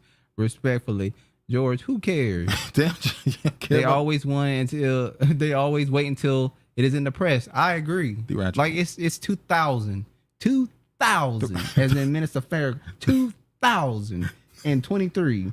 And you talking about this damn case? Get out of here. So y'all don't even care. They could have reported it in the 90s and early 2000s. I agree. So I'm not trying to be heartless. Hold on. I'm not telling a woman or a man when they should come out and tell what happened to them. But it is 2023. You've had all these years to talk about this, and you wait till this. I agree. A ritual shit again. I agree with George. Hold on. So you let me set this up, and now you disagreeing with me? We let you set it up to tear it down. Y'all let me set it up. I'm thinking you're for yep. And then you just, man, we don't give a fuck about this bullshit. We let you build it to tear the shit down. That's what we did. But it's three women though. Okay. And they all saying it was when they were younger. Okay. When did the other 3 women report it? They all reporting at the same time? Around. So they got together and say, we're going to try to get some money. He's got a movie coming up. We know the nigga getting paid for it. So let's it was last year. Gwen H. and Denise filed separate suits against Foreman for sexual abuse in the 1970s. Dennis accused Foreman of grooming her to have sex at 15, while Gwen said Foreman had raped her at 15 and 16. So one was groomed, and the other 2 was raped. I guess. Okay. Y'all don't care? No, we don't care. Wow, y'all heartless. How could it's you not be heartless. So... It's just like, come on. It's 2023. All right, since y'all calling him hustlers, let's talk about another hustler. Bishop Whitehead accused of deed theft at Brooklyn church he evicted. We've been talking about this dude. Is he a for, tether? We've been talking about this dude for about a year. You've been talking about this dude for about a year. I don't wash my hands with the situation. Because it's beautiful to see the scam get exposed. It's just beautiful to see it. When a scammer get exposed, it's hilarious how much scam. How many scams? I'm not reading that. I shouldn't even put that up there on the damn screen. Formally, how many scams get caught? How many scams to get caught up with is always funny to me. So now we know that. I still believe the attempted robbery, the robbery he said happened, was an attempt to get some insurance money for the jury. We all know that it was everybody agreed. Nobody's in a disagreement about that. You ain't saying shit we don't know. Now they saying that the church itself is a whole nother scam he got going. He was robbing old ladies. These are the worst of the worst. This is why they say if you rob, you'll steal. I mean, is he robbing them or are they a sugar mama? Damn, you gonna even? We gonna act like church. We gonna act like church ladies ain't sugar mamas. You saying he got them house? You saying he got them big hats? He got them big hats. He got them taking off those big hats and those big drawers and the grandma draw and those stockings with the holes in them. He probably put a few holes in them. Dude got on pink glasses. Dude on a pink glasses. Dude got on pink glasses. Is that MC Hammer? If Don't Hate the Player was a person. He looked like he lived in ATL. Oh, that was a shot at Eastwood. How's that a shot? That was a shot at Eastwood. No, you trying to George, start don't throw shots at people when they're not here. Nah, I see. No, hold on. I know. I peeped the shit he was doing. No. I think you're trying to start some division with that one. That was a shot. I don't think so. All right, let's move on. The scammer got caught. And the rest of his scams. Yeah, they be hitting up those old ladies on the 3rd and the 1st of the month. It's the 1st of the month. When they get their SSI. I'm on a those fixed income checks. I'm on a fixed income. Man, they be hitting those old ladies up with them fixed income checks. Yeah. Please don't do that, please. Hammer, don't hurt him. Don't hurt him. All right, this is gonna be a quick time. We're not gonna stay on this long. Somehow this became another black sector of YouTube and social media. This became a topic somehow. Hammer was a G. Yeah, I've heard Hammer was one of them, not just in the street. I've heard that he got connections. And I heard that he was really charitable. Yeah. Part of the reason why they say he went broke, even I don't think he went broke. He was very charitable. He would give away Travis a lot of money. is not, but you're trying to start beef. Travis is not, but you trying to start beef. Dude, he said you trying to start beef. How am I trying to start? He the one that brought up. Travis, it's not, but you trying to start beef. Oh, he said I am trying to start beef. Never mind. Yeah. Travis, now get on the mic so I can tell you who it was for. All right, let me get to this. Quick one. Would you date a bus driver? Debate rolls social media and Eboni K Williams fires back. I'm not gonna stay on this long. When I'm not even gonna show the video. No, we probably gonna be on this for about 5 minutes. Maybe. So basically, she was doing an interview with what's her name? Ivana. How you say her name? Ayana. She did an interview with her, and they were going back and forth about the expectations in relationships. And Eboni K Williams was like, no matter the age, race, whatever, she's dated them all. A lot of men in society are not meeting to the requirements that she deemed necessary: leadership, financial, all the other stuff. And she asked her, would you date a bus driver? She said, if he owned the bus. And somehow that led to a whole debate. I don't know how you mad with somebody for not wanting to R.I.P. Kevin Samuels. Yeah. She gave what she said she wanted to, she said who she wanted to date, what she wouldn't want to date. People said some comments. He didn't respond. Now the response is where it got hot for her. When she said, I don't want to date a person who's mediocre. The bus drivers, y'all, the people who mad about me saying that are probably the people who brought home C's and D's. Okay, stop right there. Just earlier, when the Brat was trying to select who she wanted to breed her kid with, you said you should get somebody that's smart. Yeah. So what is wrong with her saying that? Okay, keep going. Can I give my I just opinion? wanted to stop at that point because we brought that up about the breeding situation. Keep going. Breeding. So anyway, and I feel like her words, to some people at least, somehow had the same impact of Kevin Samuels when he said, "You're average at best." When Kevin Samuels said that, it led to a whole bunch of people, internet interactions and debates and arguments. I feel like this has had the same impact as that. So upper 7 to 6 figures. Yeah, but I'm thinking, don't bus drivers make like 70? But maybe that's not enough for her. She is a professional woman. She's a professional woman. So making $70,000, $80,000, that's not enough for her. So, okay, since you want to go ahead and get to it. She's in a different bracket. That's what she's saying. She don't want the people that drive the buses. She's in the bracket of the people who owned the buses. Okay. What was wrong with her saying that? I didn't say there's nothing wrong. I just said that somehow these same people that was going at the people who disagree with Kevin Samuels somehow don't understand that she's saying the same thing. And that's exactly the point that's going on in the black community. She said the same thing Kevin Samuels said. Both genders are saying the same thing. Improve yourself in order to get the people you want to date. Exactly. I agree. I don't know why this led to such. I guess you could say because of her history. She did have a white fiance. I don't see no problem with her stating her preference, and it's even weirder that some in the manosphere is applauding her who thinks the same. Where's the controversy? I said the same thing. I don't see the controversy. Nobody, these same people that were doing these, the commentary on, they weren't doing the same type of commentary on Kevin Samuels when he was saying this type of stuff. I'm gonna show this little clip. I can't show too much because Breakfast Club will get you up out of here. George says she's stupid. Travis loved white cream and breeding next to going to his. It's just really weird. You're a really weird individual. Go down to Regina. Very intriguing now that this will explain why Travis always says we. What's good for the goose is good for the gander, and there's literally someone for everyone at every level. No reason to be offended. In my humble opinion, I'm getting better with the acronyms. Bubblehead rich girl has no just bread. She got a high body count.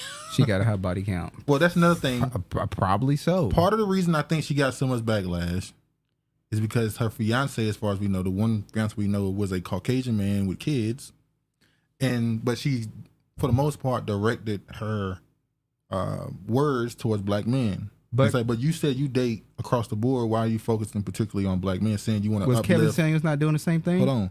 Saying you want to uplift the black community. But Kevin Samuels got the same backlash from some people, a lot of women saying, but you date, you saying that they should date Hispanics and Asians and shit, but why are you speaking directly to black women?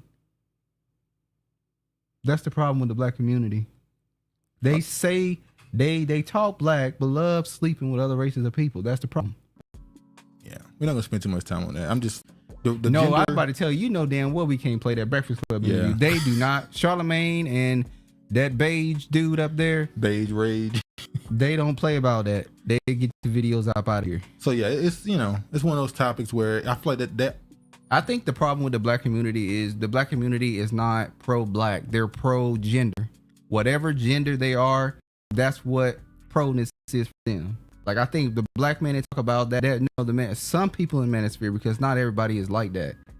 To me, they just pro-black men because they promote go be with other races of women. And the same thing with the black woman. They do the same thing. You're not pro-black. You're pro your gender in the black community. If that makes sense.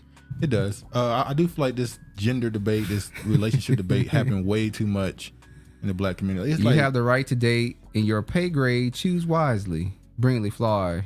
George.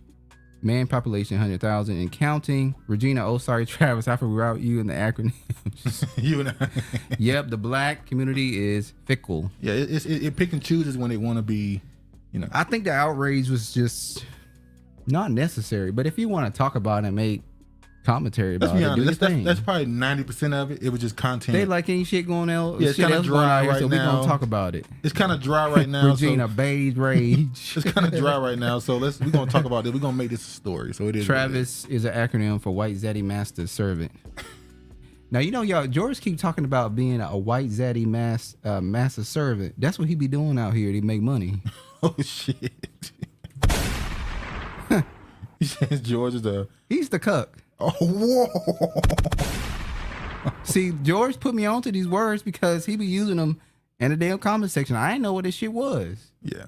But yeah, man. Basically. Fickle indeed. What's her name? Sorry, what's her name? We just talking. I forgot her name. Jesus. Eboni K William said, "Get your money up, not your funny up." George's comment. I can't see it from over here. When a black girl gets a white man, she comes up. But when a black man gets a bunny, he's a sellout. Who said that? That is a thing that happens sometimes. I'm sure they probably say the same thing too. Yeah. Yeah, I've seen black women say when a black woman's with a white man, she's a bed wench. But when a black man do it, he's just using his options, as they say, or something. So once again, gender war is an internet psyop, in my humble opinion. Yeah, I agree. That's why you can't let it get to you. 90% of the stuff I see on the internet, I don't see in real life. In my life, I've never seen some of the stuff said. I've never living seen, here in Seattle, Washington. No, I'm talking about growing up. Now in you Seattle, gonna see some shit here in Seattle, Washington. And in Seattle, there's an argument for some stuff, but Travis about the cream. Now, when I said do y'all know anybody that put cream in oatmeal cookies? Nick, okay, they want to split up black people. Black women will be easy to tackle on. Yeah. Yeah. That's true. All right, let's get to this. That's true. Police detail hours-long manhunt that ended in Atlanta shooting suspect arrest. So there was one in Texas of a dude who was, I guess, Hispanic. He went and the family next door said something to him. He went, got his weapon, just shot the whole house up, and was on the run. Then he found him in a garbage can or some clothes or something. Why are they not making a bigger story out of the Oklahoma case? There's a case in Oklahoma where there was a rapist who killed 7 people. A what? A rapist in Oklahoma. He killed 7. He was a registered rapist. He killed 7 people. I think he killed 3 or 4 teenagers, his wife, himself, and 2 other people. It's not being talked about in the media. Shout out to Professor Black Truth. Look at you. See, you stealing people. I don't steal people commentary. If I get it from somebody, I do it too. Say it. But I think it needs more attention, so I'm gonna talk about it. It happened in Oklahoma. It's not being talked about. Have you see when this happened? I think it was 2 or 3 days ago. Not for sure on the date. It's crazy. Nah, dude. They say the black woman can come up and the black man gets put down. That happens in some cases. I agree, George, but it's not just the only side of it. That case, Travis. They're not talking about that case. That's crazy. I ain't hear about that. You're not gonna hear about it because they out here trying to promote this narrative of black men being serial killers out here. Yeah, not serial killers, but no, they call it a serial killer almost. But yeah, a mass shooter. Mass shooter. So anyway, they end up getting them.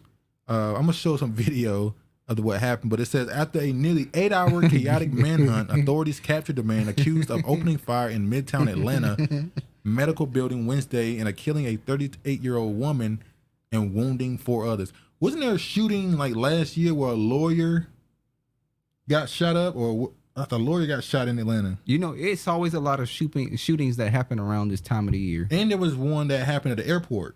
Yep. When attempted, they didn't get to shoot. They were trying to get in with weapons or something like that. I can't remember. Oklahoma is the place, Erie, Indiana. Yeah, it's crazy. Oh, let me show these videos. Hold on, y'all. Show this. I heard a little or read that OK story, Travis, but not those details. Whoa, yeah. It's crazy. I told you once again they can make anything. You can pull it up. Just put up Oklahoma shooting rapist. It'll pop right up. Oh, let me see. Let me do it right now. Okay. Oh hell. Is it OK City? Yeah. Rapist shooting. Well, hold on. He got out of prison early? Hold on, y'all. Let me read this. Go ahead. Go ahead. You. How Oklahoma rapists got out of prison early, then killed 6. Questions mounted Thursday after about why an Oklahoma sex offender who authorities say shot to death his wife, her 3 children, and 2 friends and killed himself was freed from prison early despite facing new sex charges in a separate case. Oh, that's why he did it. There was I don't want to say his name, but there was a guy in battle rap. I don't know if any of y'all would listen to battle rap. There was a guy named I think I know who you're talking about. I can't remember his name right now. Tech 9 or Tech 9 or something. I can't remember his name. There was a battle rapper who was under investigation for some minor charge, not minor, but charged with a young girl. Allegedly was his wife or girlfriend's daughter. I can't remember all the details. And a day before his court case, he killed himself. But nobody in the battle rap knew that these was coming. So when he killed himself, everybody was like, oh, rest in peace. And then a couple of days later, it was like, oh, by the way, he had a court case where he was accused of molesting his stepdaughter or daughter. And so I wouldn't be surprised if this new case is coming and he decided I'd rather kill everybody before I end up getting hit with this again. That case is crazy. Then he stabbed 2 missing girls. Yep. Dang. He scattered them. Oh, 2 more? No, that's including the 2. If the 2 friends, he scattered them. I think they was in the woods or a little far beyond their property or something. So, yeah, he took some out before he left. You think do you think the people he killed might have been the people he molested? Probably so. That's crazy. But yeah, I'm just saying this case is far more. So these weren't his kids; these were her kids. Papa O'Neal. Yo, I didn't know about that Tech 9 like that. Whoa. Yeah, Tech 9. If I'm not mistaken, he was accused of that, and then he ended up killing himself a day before court. And then the news came out about that. So that's why this relates to this. So these kids weren't his kids; it was his wife, 3 children. So that tells me you gotta be careful you bring around your kids. Exactly. Wait, how did hold on. When he got out of prison early, did he come back to live with her? Or did he just pop up on her and kill her? We're not going to pretend like women don't be giving up their kids to these. That's what I'm saying. I don't want to, we'll leave it there. Pedos. We'll leave it there. But you saw the movie Precious? Yeah. Yeah, that movie is God. Who somebody calls a talent. He would call 2 talentless whales. And I'm tired of them always got that shit on the internet with Gabrielle or whatever her name is. Talking about, look at her now. She ain't lost no fucking weight. Stop false advertising. She with a boo thing now. White man. Yeah. He's into BBWs. Big women. Before and before. All right, let me play this. This was the Atlanta Midtown shooting, and some people thought this was the damn shooter they were interviewing. It was funny. He don't look nothing like the shooter. Black people was in the comments like, ain't that a nigga right now? No, he don't look nothing like the shooter. Let me show it. I work in the building right next to where the shooting took place, and I was going on my lunch break. I was crossing over to go into Whole Foods, and all of a sudden, they was pushing us out of the building, pushing us further back into the streets, telling us to get away from the building where the active shooter were at, and just telling us to get back. It's a shooter, it's an active shooter, and we don't even know who the shooter is and where is the shooter at right now. And so it's really, it's really nerve-wracking. What was the first thing you did though when they started saying, active shooter? What do you do? That nigga teeth dirty. Why you know? Y'all right. What could you do? Because I went to start looking up to make sure nobody wasn't hanging a rifle out of one of these windows or anything like that. And I went to put my back against the wall and just trying to do whatever the officers tell us to do. You talking about you going into Whole Foods? You need to go to a damn dentist's office and get your damn teeth cleaned. Okay, nigga. All right. But listen, these manhunt situations are a lot different because he was a manhunt. They looking for the person. I saw somebody on social media. They said all y'all black dudes in Atlanta, they looking for somebody in a sweater with sweat. Yeah. Take it off. And one dude was like, I'm in the car now, about to go home. And another dude was like, they say he over in this area in this store. He was like, don't worry about it. I got it on me. I'm going to be a hero today. Nigga, you better get your ass out of there. He drive a boat. He need a man weave, his beard off on the side. Oh, yeah. See, y'all always going at the niggas who don't connect. But we cannot go out like a Negro wouldn't do some shit like that and then get on, start reporting live on air like he didn't shoot a whole bunch of people. Saying. Like, yeah. Yeah, he was over there. I don't even know what's going on. Like, yeah, all right. But yeah, he said, I got it on me. I'm going to be a hero. Nigga, you better get your ass home. Yeah. Yeah.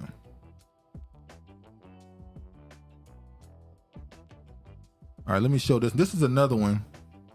This is a black woman who saw what was going on. I'm going to show hers now. My God, and then I came to the window and I seen all the police. And when you saw that, I mean, does this remind you at all of the other Midtown shooting that happened? Yes, it does. It's because I was here when the lawyer got shot and the lady shot somebody at the other place. So this is my third active shooting. Okay, and that's just a horrible testament to what's going on right now. Okay. This woman I've been in 3 shootings. And they got sperm on his teeth. Mystery man, you went down the same road as George. What the hell? What's going on with y'all? What's going on with y'all? I told you that darkness is on the earth. Everything's sexual. I just said his teeth was dirty. Well, and he needed to go get his teeth cleaned. I ain't saying nothing about that type of shit y'all talking about. You say what it was dirty with? You say, you started it. She got a mask on. Yeah, that is kind of crazy to have a mask on still. What you quiet for, Travis? Huh? What you quiet for? Mind your business. Okay. Mind your damn business. Quiet. All right, let me show this one. There was another shooting. As Honorable Arsenio would say, hush. There was another shooting. Man turned self in. Is that a church choir in the back? Huh? Ugly book. Oogly book. All right, man turned himself in after shooting at TV station. This was May 2nd, 2023. Why often does black heroes in the media look like showing up a hot mess? Oh, okay. Go ahead, dude. Sorry. Police surrounded an area in South Highland Street near the University of Memphis on Tuesday after a shooting at a TV station. A shot was fired into the Fox 13 lobby, hitting a desk. No one was injured. MPD and the alleged shooter's mother identified him as 26-year-old Jared Nathan. Nathan's mother said he dealt with mental health issues for much of his life. Nathan surrendered to police after an hour-long barricade inside a nearby Louis restaurant. Police say he is charged with aggravated assault and reckless endangerment. Police say Nathan wanted to speak with the news team, but ended up firing a shot into the glass at the station with an AR-style rifle. It's unclear if the shot was fired by accident or by malice. I think that my son was crying out for attention because he needs some help. Anybody that would come to the news and shoot at anybody for that is a cry for some help. And if he once again needs some help, and you're telling me that was the case, then he needs some help. Now I'm gonna play a video of the mother speaking on what she believes led to the incident of him shooting. Here you go, being divisive. Now, remember, was it in Virginia? Remember in Virginia where the guy went up and shot the TV reporters? Remember that? A black dude? I don't remember. There's so many cases, it's hard to keep track of what's going on. That was like 4 or 5 years ago. A guy went up to the reporters and started shooting them. Let me play this. Okay. Father need to be found. Father need to step up and be fathers today. This is a reflection of what his dad. You teach your boys how to be men. They need their fathers. If they not at home with their son, no matter who they're around, girlfriend or whatever, these boys need their dad. Sad. Okay. So Memphis' mother breaks down into tears and learning her son, we know, blames his father for not being in his life. This is a reflection of why his dad or Virginia daddy said she remember should have been there. See, in Virginia, I forgot his name. He went up and shot reporters. But yeah, when I saw this, the first thing you think is true. That's what I saw. I thought it was true. A father in the son's life, especially one that you're saying now in his mid-20s is suffering with mental problems, whatever they may be. I'm sure having a father when he was a child may have help him lead to a different life and choices. Okay. But on the other hand, I can't help but say, on the day where he commits an act like this, where he shoots up a TV station, maybe as the mother, you shouldn't get on national television and try to push all the blame onto the father.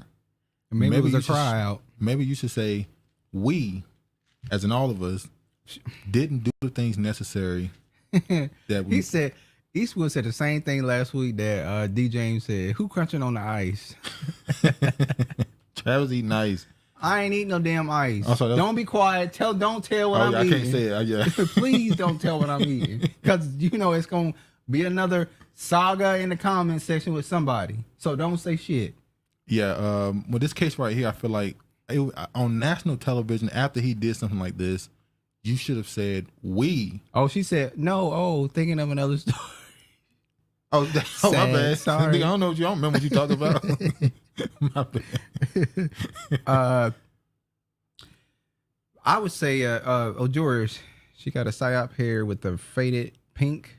Wrote MK Ultra on the butt. MK Ultra, but that, and you know what? Brian McKnight's son and his Facebook thing, he has pink hair, so he's probably going into some programming too. Agreed, Duke. George, that gun ban talk is cap, bro. They love guns. Well, I do think there is a segment of American society that's trying to use these shootings in the media in order to push the agenda of taking people's guns. We do know that overall, the overarching storyline, they do want to take your guns. I don't think every story in the media is about taking guns, though. I don't. To your point, she did kind of blame herself because she said the girlfriend. She said nobody could have helped him. She felt like the father could have helped him. So in the article, I'm talking about this video she just did. She said in the video. She just said that. She said the girlfriend, the wife. What she's saying is, no one could help him but his father. It's not the fault. We couldn't help, as in it's not our fault. We couldn't do nothing. I ain't taking it like that. That's what definitely what she said. I just believe she should have said we, and not just say the father. Because I'm pretty sure her and the father are probably not on the best of terms, and now you're on national television saying I ain't shit, and I'm the reason why my son shot up a TV Well, she station. don't put words in her mouth because she never said he wasn't shit. She just said she wished he was there. Okay, I mean, that's just unfortunate. I wish she could have handled that better, I believe. But it is a tough situation. Your son shoot up a TV station, and you gotta, a lot of cameras gonna be in your face, so it is what it is. Okay, this story is... Your story is crazy. Crazy. All right. George's gonna say this is another psyop. He might be right. I mean, and this is I'm the dude. not disagreeing with him. Wait, hold on. This is the dude here, the one who did it. I don't know how I forgot to show the picture, but yeah. One of the more craziest stories. And I was gonna say this was gonna be the craziest story until you brought up the Oklahoma situation. That was no. This is still a crazy but that's story. Crazier. For black people, we care more about this than we give a damn about some white dude pedophile. I mean, doing rapist, what he had to do with his people. Yeah. Shocking video shows NYC subway passenger putting unhinged. That's how New York Post quoted it. Unhinged man in deadly chokehold. A lot of stuff to say about this. A lot of things happened. Let me go ahead and show this. Dramatic new video shows a strap hanger taking matters into his own hands, putting down an unhinged man in a deadly incident at the Manhattan subway station this week. Now, keep in mind, in New York, California, Washington, a lot of places in America, there's a big... there's a negative connotation on homeless people right now. Homeless people are getting a bad rap, regardless if you believe they deserve it or not. In a lot of cities in America, homeless people are the number one target when it comes to political matters and politics. A lot of people saying we want you to get the homeless people out of here. We need to fix the situation, do something with these homeless people. So keep in mind when you hear that, it's no surprise when they talk a certain way about Jordan Neely, which is the guy who was choked to death. The story is bizarre and sad. Black man getting lynched. It's no surprise that they're talking about him the way they're talking about him. One, because he's black, and two, he's homeless, or said to be homeless. The 24-year-old passenger stepped into the vagrant, identified by sources as Jordan Neely, 30, began going on an aggressive rant on the northbound F train Monday afternoon. Nothing to see here, people. Carry on. According to police and the witness who took the video, he starts to make a speech. Freelance journalist Juan Alberto Valquez said in Spanish during an interview Tuesday referring to this third man. He started screaming in an aggressive manner. He said he had no food, he had no drink, that he was tired and doesn't care if he goes to jail. He started screaming all of these things, looking off his took off his jacket, a black jacket that he had, and threw it on the ground. Then when he said the strap hanger came up behind Neely and took him to the ground with a chokehold, keep him there for 15 minutes, keeping him for 15 minutes, Valquez said. The approximate 3.5-minute long video shot by Valquez shows the blonde subway rider lying on the floor in the train with his arms wrapped around the man's neck. The train was stopped with the doors open at the Broadway Becker Street station, yada, yada, yada. I don't want to show that.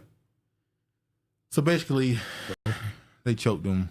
So, George said, I need to see the whole video. I don't need to see the whole video. I don't want to see the whole video. Enough. I don't think anybody should be held down for 15 minutes to calm them down. The crazy part is, not only was he choking him, you had other passengers that came up to him and stopped him from choking him. Because, you know, when somebody choke you, your first instinct is to take your hands, put it around their forearm, and pull it away from your neck.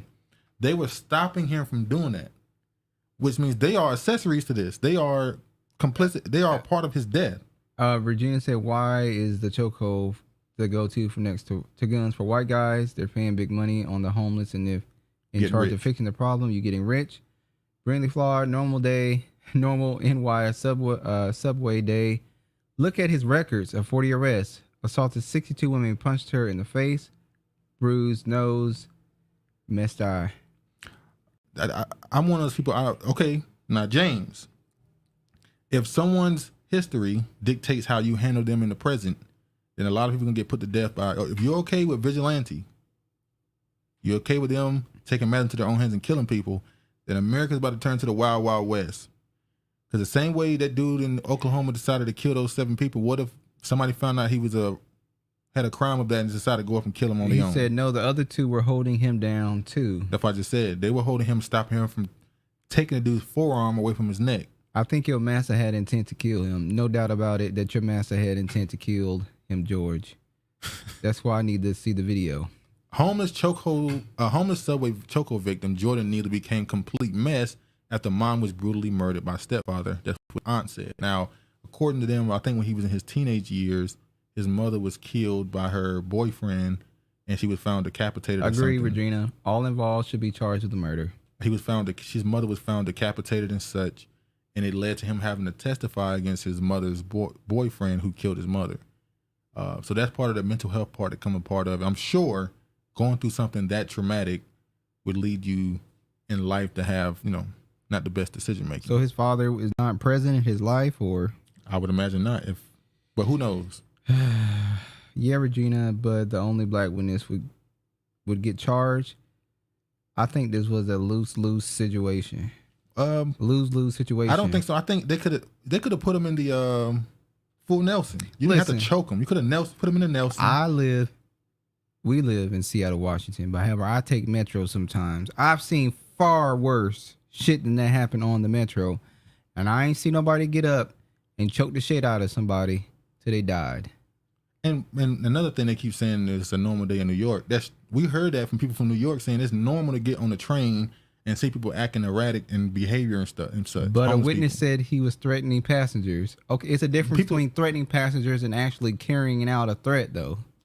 Well, and New York isn't like other states that have what they call the stand your ground law, which is not a real name of the law.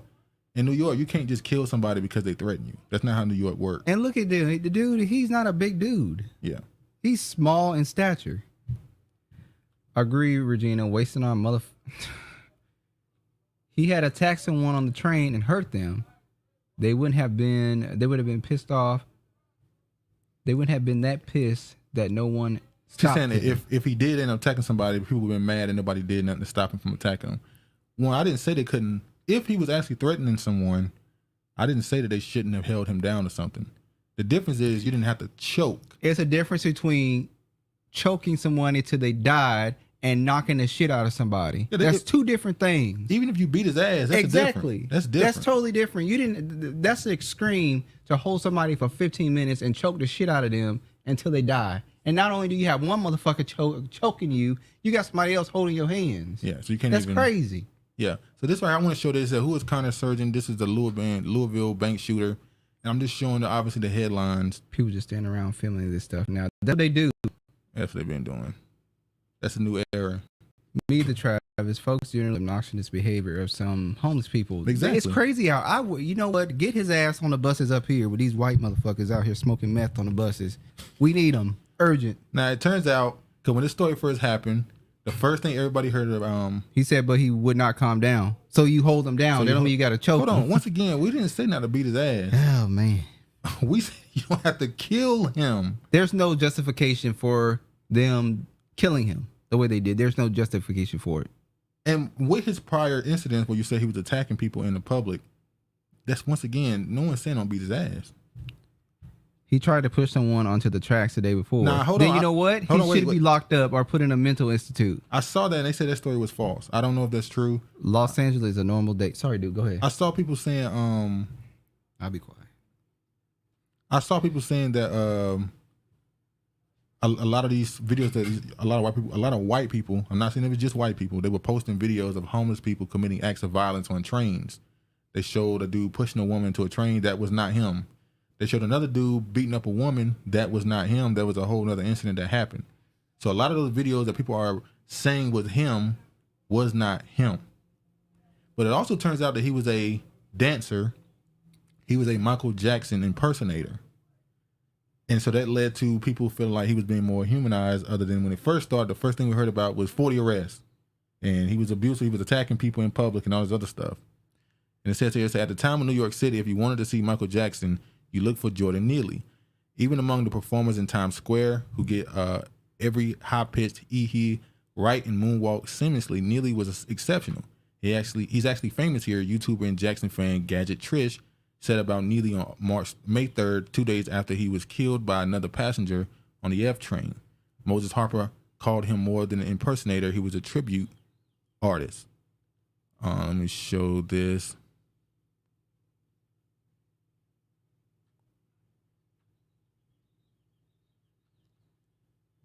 This was him. I'm not gonna play the music. They've shown that he was a street dancer. Do I need that one? No. I do want to show this one though. Tell me what you think about what she has to say.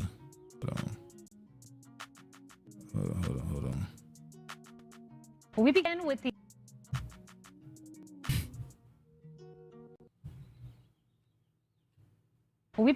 the growing protest over the death of Jordan Neely. He was killed Monday after he boarded a New York City subway train. He reportedly started yelling and threatening passengers. A man identified as a former Marine tackled him and put him in a chokehold. Neely later was pronounced dead. Investigators have ruled it a homicide. And while there's an ongoing investigation, we're still trying to gather those facts. Some people have already made up their minds. Angry protesters, they took to the streets last night demanding justice or else. What do we want? Justice. What do we want it? Now. If we don't get it, if we don't get it, if we don't get it, burn it down. Yeah, if we don't get it, burn it down. Justice or they'll burn it down. Well, at least they have rhythm.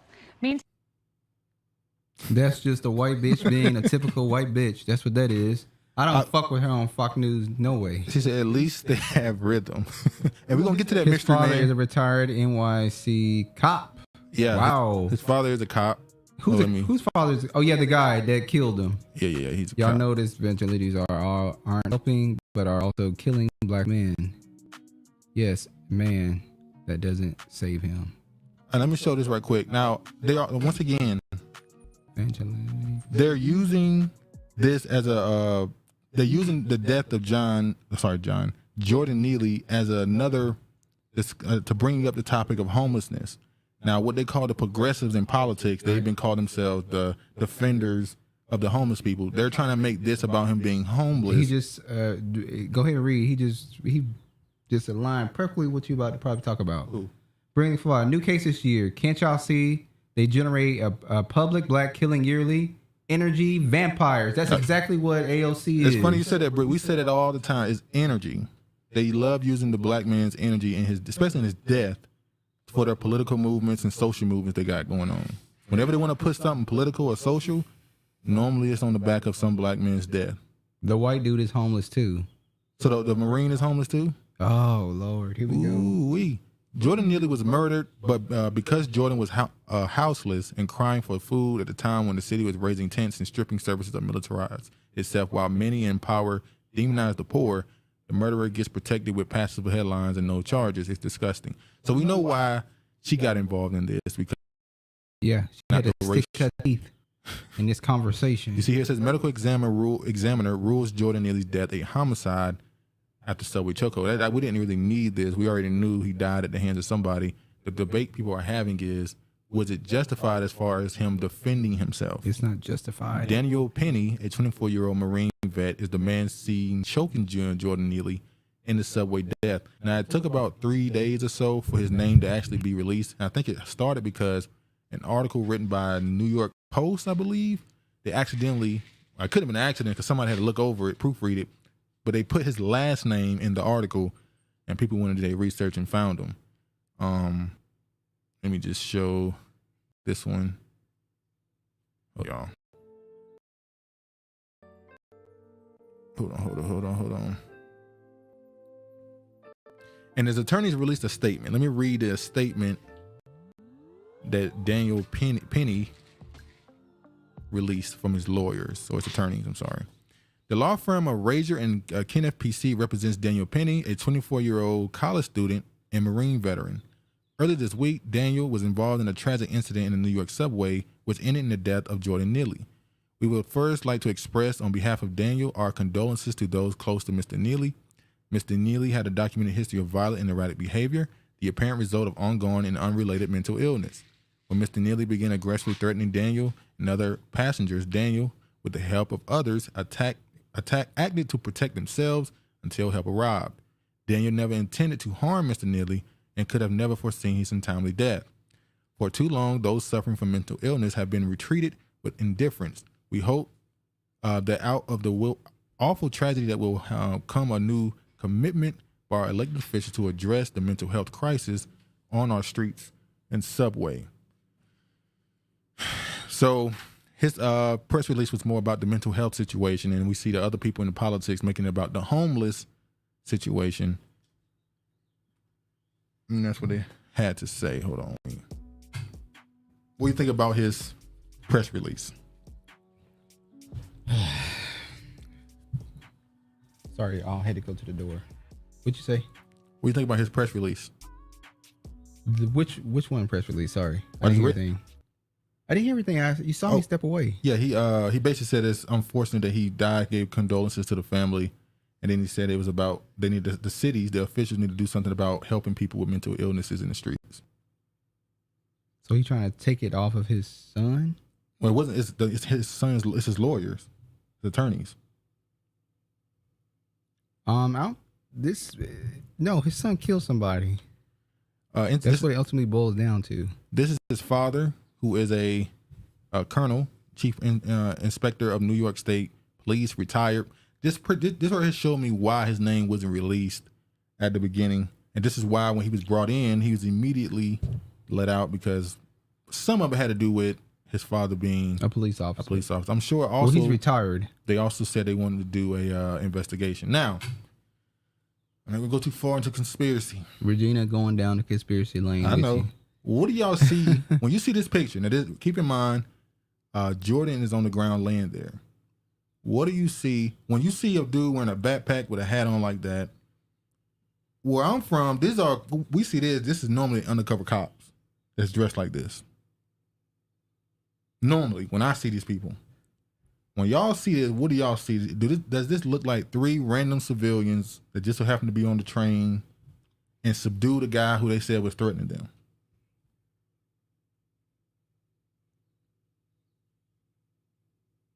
Does that look like that to you? No. So, and also people pointing out the African in the back. What he got to do with it? But also there was a video that came out months ago. Yeah. In a store, there was a guy who was fighting somebody behind the counter. The black dude was fighting another black dude behind the counter who worked there. And another white dude worked there with the black dude. He came up behind the black dude who was attacking him, the customer, and he started choking him. And the black dude who worked there immediately said, "No, don't choke him. What you doing?" So it was a difference in how it was handled then, because this guy was attacking him, and he was just like, "Let's just hold him down." Feds, James Feds. That's what I'm saying. Man, they look like terrorists. When I saw this, I didn't see 3 civilians.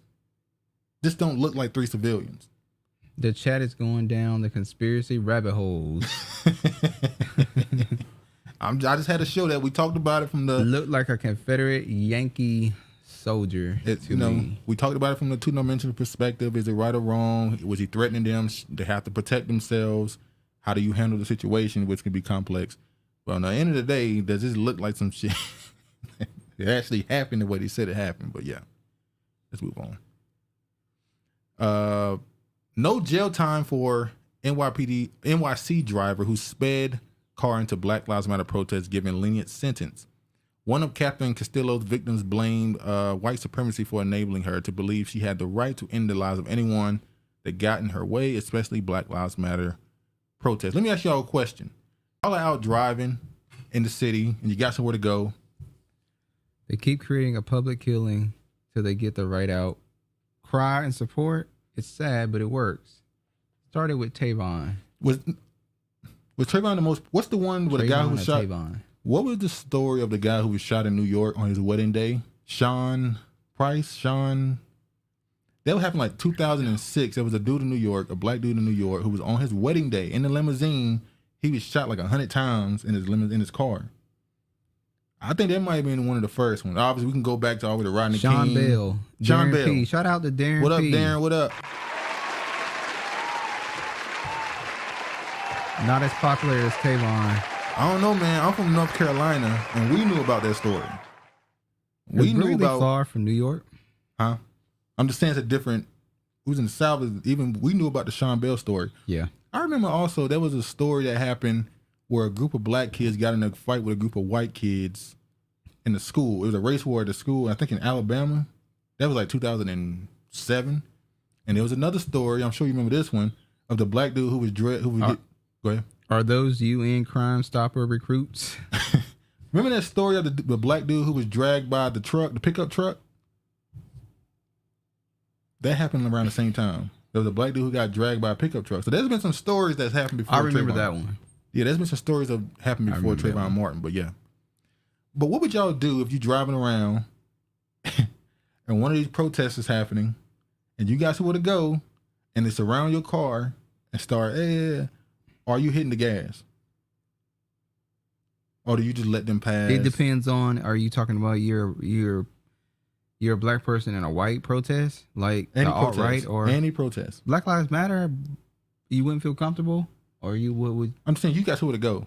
Oh, you saying because you got somewhere to go, you're going to run people over and say, get the fuck out the way? I got to get the hell out of my way. I'm not saying I defend her. Wow, dude. I see. I'm trying to ask a question. A nation wearing hoodies. It was a total psyop. Well, see, that's the difference. They had celebrities doing it. They went and had the Miami Heat. They had every celebrity, rappers. They was doing in their video. That's the difference. They got the entertainment industry behind that one. But I can say that Sean Bell story was big. That Sean Bell story is big. But yeah, basically it's what happened with her. And you know, got people saying that she should be charged with murder because someone died. Yeah, she should be. Somebody inside? Yeah. Let me mute His this. body parts went everywhere. Yeah, it was crazy. This is the video here. See, they were surrounding her car. They was in the way, so she ran them over and kept it moving. It's Charlottesville, basically. DJ said, I'm skirting out. I'm skirting out of there. I'm just, now, look, I'm not defending it. You are defending it. But it. look at it from her perspective. She's a white woman at a Black Lives Matter protest. You know how they looking at her already. Sean Bell was horrific. Yeah, that was crazy. On his wedding day. That's what made it crazy. But this white woman at a Black Lives Matter protest, and they surrounding her car. How do you think she's going to react? She going to hit the gas. Yeah. They beating on the car. They stopped the car. She hitting the gas. How did she end up in a protest? She was driving. It's a whole bunch of cars going there. She's just one that said, I ain't stopping. Well, she should have stopped. Yeah. So, yeah, thank you. She should have stopped. So that showed the privilege that she felt that I don't have to stop. I can just run over a bunch of Negroes to get the hell where I need to go. It wasn't just, it's not Negroes at those Black Lives Matter protests. It's mainly white It's people. A sprinkle of them. It's like 80% white people. It's a sprinkle of them. Which one did she hit? She hit a white person or a black? She hit a white one. Okay, then I ain't my business. Hit whoever she want to hit then. She didn't hit a Negro, so. Her name is Catherine Castillo. So yeah. Castillo. Yeah. What is that? Hispanic? Cuban? That's Castillo. Castillo. I think it's Mexican. Mexican, Hispanic, or Italian? Which one? One of them Hispanic. One of them Spanish. I don't know. All right, quick story. I'm not gonna stay on too long. Brandon Fly, he talking about Black Californians. They finally came up with a number. They said the number is 1.2 million per resident. Okay, that's that'll do for them. For the South, they ain't gonna work for us. We need more. Brandon Floyd, Black Lives Matter rallies are filled with January 6th. They the same rioters. Hey, that's a good point. They're the same people. You stupid Travis. Same people. It's same people. All right, let me show this video of the I'm gonna show this right quick. Yeah, let me show this. Now, because they came with that number, they said that Black California should get 1.2 million, whatever. I saw this page right here, George Amsterdam. He says Africa is also entitled to reparations due to depletion of labor and able-bodied resource or brain power to produce and advance the material well-being of the continent. So what he's saying is, you gotta be kidding me. So what he's saying is, because of the slave trade, it led to a brain drain and able bodies to build up the continent. So it led to the failure of, That's not what led to the failure. What led to the failure is they sold off their best and brightest, and now they struggling like hell. They should get they can get shit. That's what they can get. They ain't getting shit. Okay, I can do with that after my loans that would have leave me with a little meal ticket. 1.2. George still worried about them loans. Don't get shit, Travis. News just came out. We didn't want to talk about it, but y'all hear about Chris Brown and Usher getting in a fight? So wait a minute, you just gonna skirt off that topic about the Africans asking for reparations? It's trending right now. I just saw it. Like, what the hell? Fuck Africa. It was going. I'm just like, what the hell? Chris Brown and Usher trying to fight? That's some bullshit. That's to get attention for them. I'm tired of Hollywood people asking, wanting attention all the time. They're fucking narcissists. If Chris Brown crew jumped Usher and beat the shit out of him, I don't give a fuck. They said he did it because Chris Brown was yelling at Tiana Taylor. So Usher jumped in and I think. Well, she's strong enough. She can handle him. All right, let's move on. Africa, should they get reparations? Hell no, Africa shouldn't get reparations. When people in the comments when they gave blacks to whites, they didn't care about keeping anything. Now this right here, this is George's way. This is another, not George in our chat. This is George Amsterdam on Twitter. He said, Africa can get the D, can get this D. Mystery man. Fuck them. Fuck them. Because of slavery, which involved capturing and taking away of their most valuable resource, Africa suffered that loss as vast shortage of valuable human labor and brain power essential to advance the continent was taken away. No, they aren't. They benefit from slavery because they also took part in it. It is their own fault for not knowing how to capitalize on their own resources. So a lot of people disagreeing with them and saying, there's no way in hell you can expect to get reparations when y'all were apart. That's crazy. Y'all are losing y'all damn mind. Thinking y'all gonna get reparations. You ain't getting shit. Yeah, Usher and Chris apparently was out there throwing punches. It's just give us France. Fuck it. Usher got that herpes and love BBWs. Man, we wanted a verses, not that type of verses, man. Like, dang, they're herpes. But all right, let me go to this one. Now we talk about reparations. I always like to make sure we talk about something that happened in the community amongst us. So when we talk about reparations, you like to get a story for the Pookies and Ray Rays out there who you feel don't deserve reparations. I did not say that. I never That's said what you're that. trying to say. They deserve to get their money too. I said what we do before. That's what I've been saying. Now, you can't tell me this ain't a crazy story. 3 masked teens jump on school bus. That's Maryland, ain't it? Yes. Is it Baltimore? Prince George. No, it's Prince George County. Shoot at 14-year-old boy's head, but gun misfires. No, hold on. Brindley Floyd from Maryland, because he was talking about every time he see a black woman from North Carolina, they look like Twister. Oh, they got Twister. Yeah, we know some Maryland. We know somebody from Maryland. Anyway, hold on. We were talking about Jimmy Cricket earlier. I mean,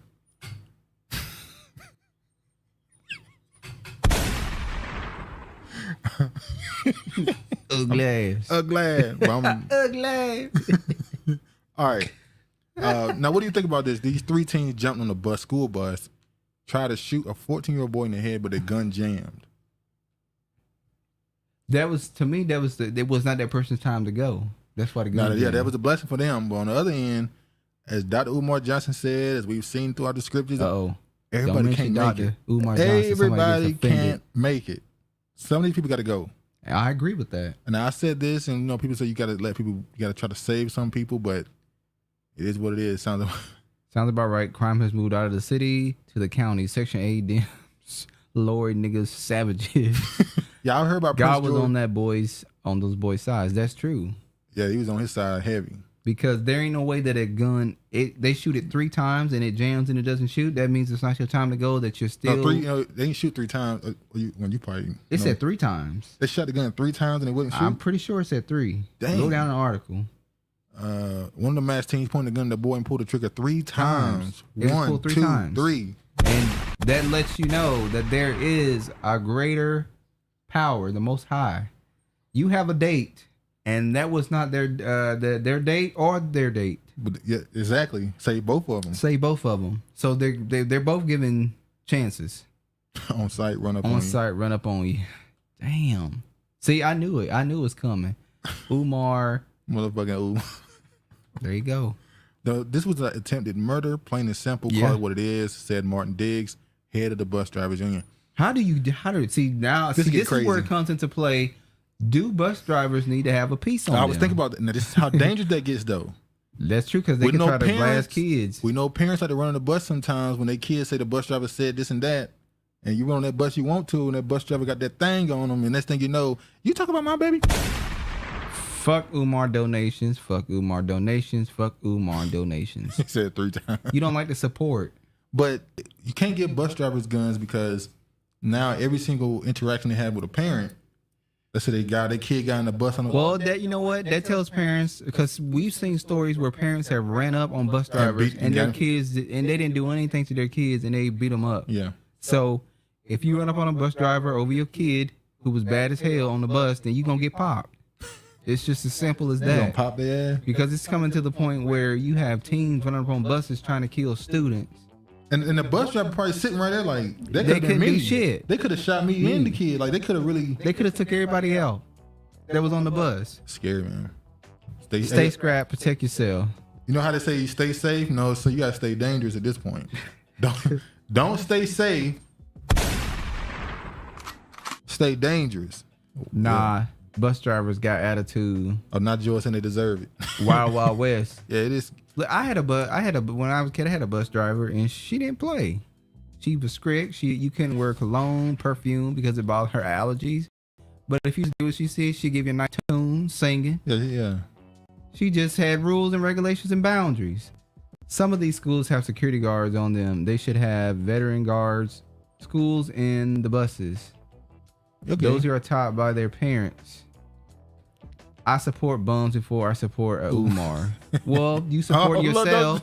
You're a fucking bum, so you would support bums first. I knew you were about to say that. But yeah, I agree. Security. So yeah, I guess the way you could fix that is to have a trained security guard on the bus, maybe sitting in the front, and he's there so that the bus driver don't have to, deal with learning how to be a person who diffuses a situation with the students, learn how to diffuse situation with parents, and know when to use it and defend themselves. A security guard is trained to do that. So yeah, the bus drivers do have attitudes. They have a stank attitude. You know what? Imagine people driving a bus full of kids that don't belong to them, and being loud, and the kids are loud, bad as hell, obnoxious. They have a grace period to have an attitude. As long as they don't put their hands on your kids or harm them, let them people go on about their day. I will say, though, we knew more than we remember at the age of 12, 13. Yeah. You really forget how much you knew. True. I remember what we were doing on the bus. And there's a reason why the bus driver had to separate the boys from the girls on the bus. That didn't happen on the bus with me. That happened with me. Like, there's stuff that be happening on those buses. Remember there was a story last year? Oh, how to go see Get It? On the bus? No. Schools are designed just like jails and correctional facilities, color, lighting, and all. Third line from the wall. Third block from the wall. Oh yeah, Same thing as Mr. prison. Blue. Shout out to Mr. Blue. We had to walk third block from the wall. That's prison. I know, They do that in prison. but the way he designed it was it showed the structure. That's prison. You walk third block from the wall. So yeah, he didn't play. So yeah, it's sad. I support you, Travis, when you're on the show. So you are correct, Earl Pudding, who loves.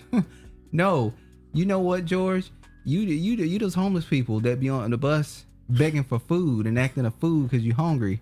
That's why you can identify. I know what you're about to say. That's messed up. You hitting around to you calling him Jordan Neely. That's fucked up. That is so fucked up. Oh my god. So your ass gonna mess around and get put in a fucking chokehold. Do better. Wow, that's heartless. Stop all that down. You see what he said? He said he get that meal, that 1.2 million. He said that's enough to pay off his loans and have a good meal ticket. So he happy about that 1.2 million. I hope you get it, George. I know you're tired of living out on the streets.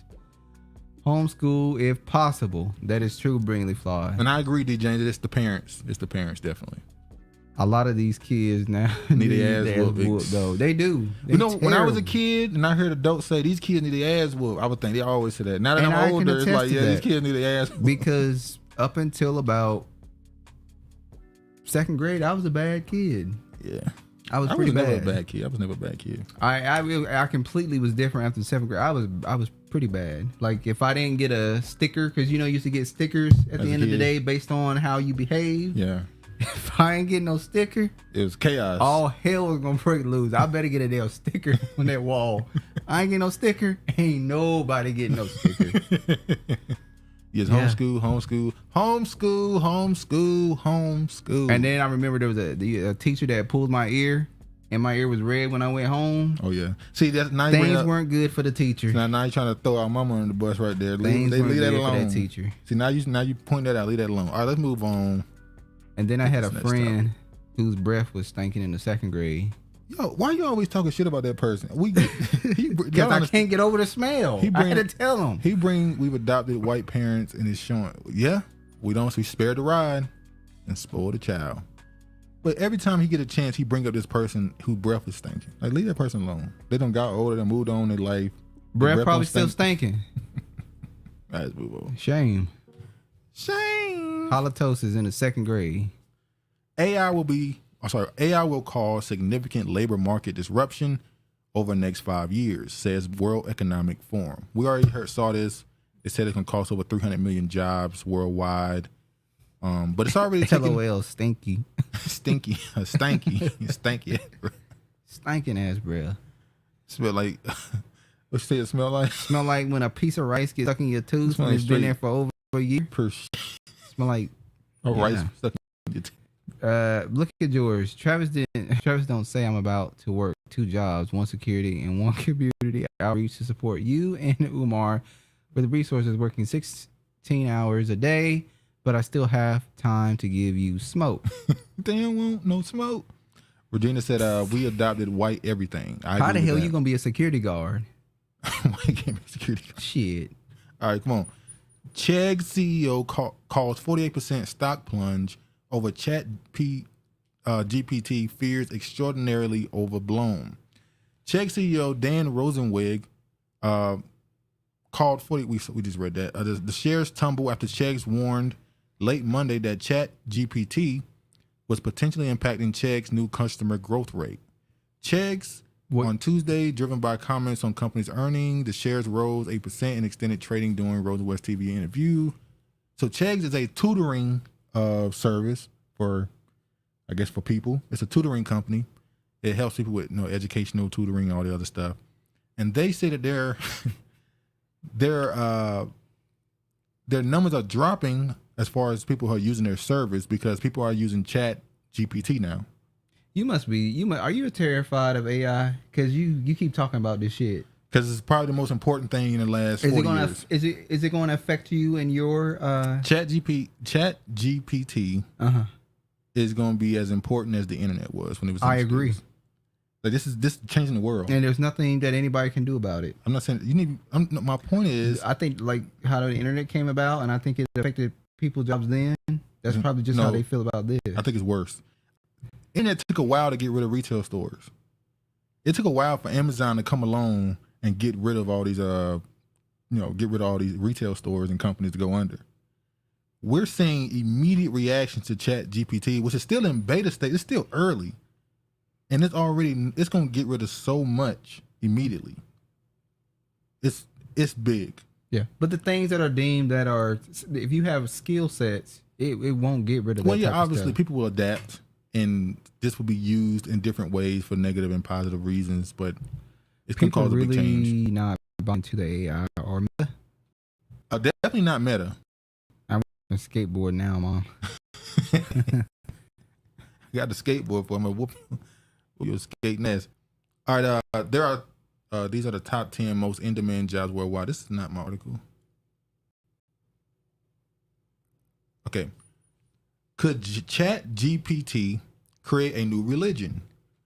World is on the verge of contemporary faith-started AI written its own sacred text, historian claims. So a historian is saying that the AI is getting so advanced now that it's possible that because of all the information it has and all names and history that it knows as far as philosophers and the great thinkers, it is possible, and it has access to all the other religion, their books, it is possible that this AI will be able to create its own text. They're believing now that AI may have reason. One of the guys said that he asked the AI for a joke. Because AIs give you jokes that already exist, we know. But the AI actually told them why the joke is funny. So how would AI know why something would be funny? Because it's created to have its own brain and to think. That's what I'm saying. It has reason. They know the reason why it's funny. Where's the word get dangerous? Go ahead. A trade tech college, they're offering more online classes and giving you little choices to come to campus, but teachers want to stay home, get a 50% in raise in salary. So yeah. But he's saying they can create a whole nother religion. The world on the verge of a new religion. Academic known for best-selling book Sapiens says software such as Chat GPT could attract worshipers by writing its own sacred text. Speaking at a science conference, he said AI had crossed a new frontier by gaining mastery of our language and is now capable of using it to shape human culture. Only if only if Chat GPT was able to access those books underneath the Vatican. Yeah. We would love to have that. We would love to see what they got up in there. The truth. Maybe then it'd be stop lying, because they use this bot to lie anyway. Of course, religions throughout history claim that their holy books were written by unknown human intelligence. This was never true before. This could become very, very, very, very quickly with far-reaching consequences. Speaking with the Frontiers Forum event in Switzerland, he warned machines now have the tools to cocoon us in a matrix-like world of illusions, referring to 1999 sci-fi film.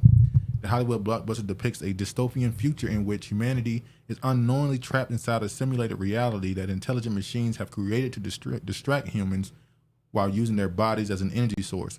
Well, that sounds like what's going on right now.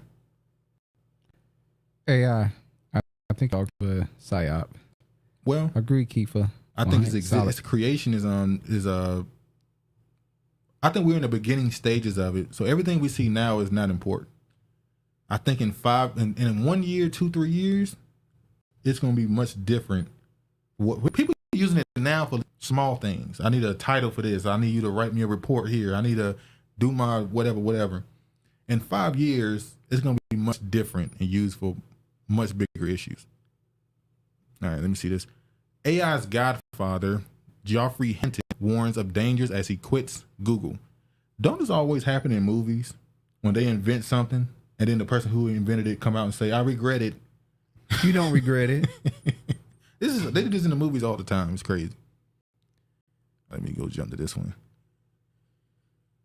This is saying why he said he didn't want to do it no more. He said Google is taking all the necessary steps to protect itself, but that he wanted to make sure understand how dangerous it could be. Yada yada yada. Typical.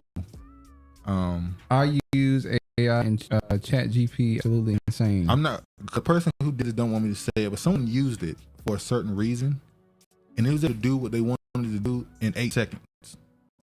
A fool. Something that would have took the average person maybe an hour and a half, they were able to do it in 8 seconds. That all kinds kind of into the people from last week and pod people. Travis is a. And since we did the song last week, Umar is his underwriter. Played a song last week. I'm gonna play another song this week from the AI. This is Timberland, who did a song with Biggie. What y'all think? I don't really fuck with Timberland. Why you fuck with Timberland? Let me play what Timberland had to say. All right, so I'm sitting here with my brother, Creative God, and we know that there's a lot of talk about AI, and we know how the feelings of violating certain things, but let me tell you something. I got a solution. I'm working on it. It's going to be beneficial to everybody. But in the meantime, you know, I got to share something I've been working on because I always wanted to do this, and I never got a chance to. I always wanted to work with Big, and I never got a chance to. Until today, it came out right. Play. Breathe, not a pimp, but I keep the trick up my sleeve. Rolling my sip and fuck around and get your big seed. Gotta have my palm, she won't be my man, squeeze. Look up, cheese, it ain't on me, it's in me. Keep all my gold so blonde when I'm grinning. 14 carats on my canine, my smile shimmy. Garbage, rappers, dropping trash, that's what I am literally. My man don't give a gift, she said it's not giving. If you want to smoke, I gotta keep a hot chimney. See how it pop smoke, young dog pot Nipsey. A lot of air. So, Tim finally lost weight. That's a clone. You unmuted? Huh? You unmuted? You never muted. He was unmuted. Oh, okay. Tim is weird. His wife looks exactly like Aaliyah. I thought this was a weird. Tim didn't lose no damn weight. Tim been using them steroids the last couple years. You see how big he get? Him and Dr. Dre both was clearly on steroids. Timberland got a body like Star. Love his old school beats. After Leah died, something was off. He'll tell you the same thing because he ain't been relevant since. Really, what happened with him and Missy Elliott? I think you still get beats from him. We ain't seen them associate with each other in a while. It's like, you know. Dude, a weird clone. He basically saying we figured out how lockdown, the money in licensing, it's a rap. Yeah. But back to the point. Weird with the rituals, spells, and sacrifices. So he just used Biggie on a beat. Yeah. And it sounded like a Biggie song. Yeah. I keep saying it.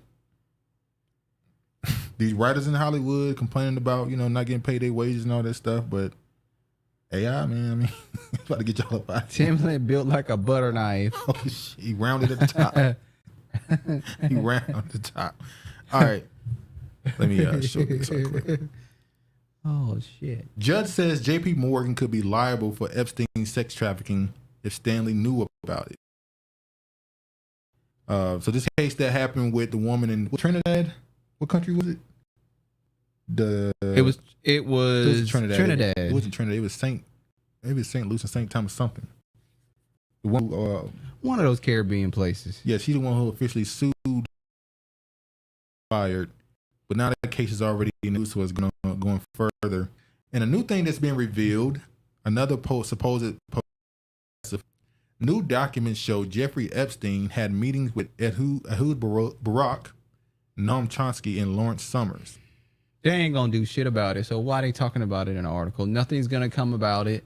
They just keep Jeffrey Epstein's name out there. Well, they won't release the names in the court because they have all the black book, they have all the tapes, they know exactly who was doing stuff with him, but they won't make none of it public through the courts. But another thing that happened is people found out that Jeffrey Epstein knew the damn CIA director right now. The guy who's the CIA director right now had multiple meetings with Jeffrey Epstein. Probably went on the island multiple times, allegedly. And his excuse is, I didn't know who he was. Shit. Yeah. We believe you. See, First Republic Bank seized, sold, and fire sale to JP Morgan. We talked about this when Silicon Valley Bank fell. All the big banks are about to buy all the small banks. So all the local banks are about to get bought out. We know. This is their push for the digital dollar. Jeff knew and really knew everybody in the club getting tipsy. SEC investigates trades by First Republic executives before sale of JP Morgan. So we know they was selling stock and doing trades right before they knew they were about to sell it out of trading. But they all do it anyway. They're not gonna do nothing. Exactly. They ain't gonna do nothing. News show. They in front of the world killed quote unquote killed Jeffrey Epstein. They didn't kill him in front of the world. Everybody in the world knew what was going on, and then he go to jail. Those are accusations that you're putting out there. When he kill him in front of. He was arrested. Get suicide jail. When he was arrested, everybody said he better not get killed. He better not killed in jail, and that's exactly what they did. And then they blamed on two niggas. Said they fell asleep. A black dude and a black fell asleep.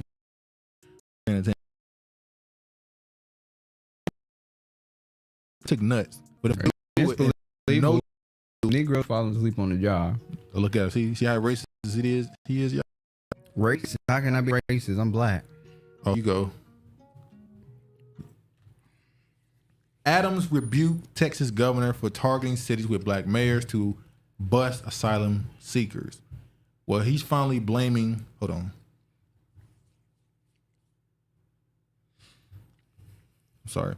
He's now finally blaming the immigrants for the situation he's in New York. Oh, no. He's officially blaming them now. They blame the Republicans, saying that they're leading to a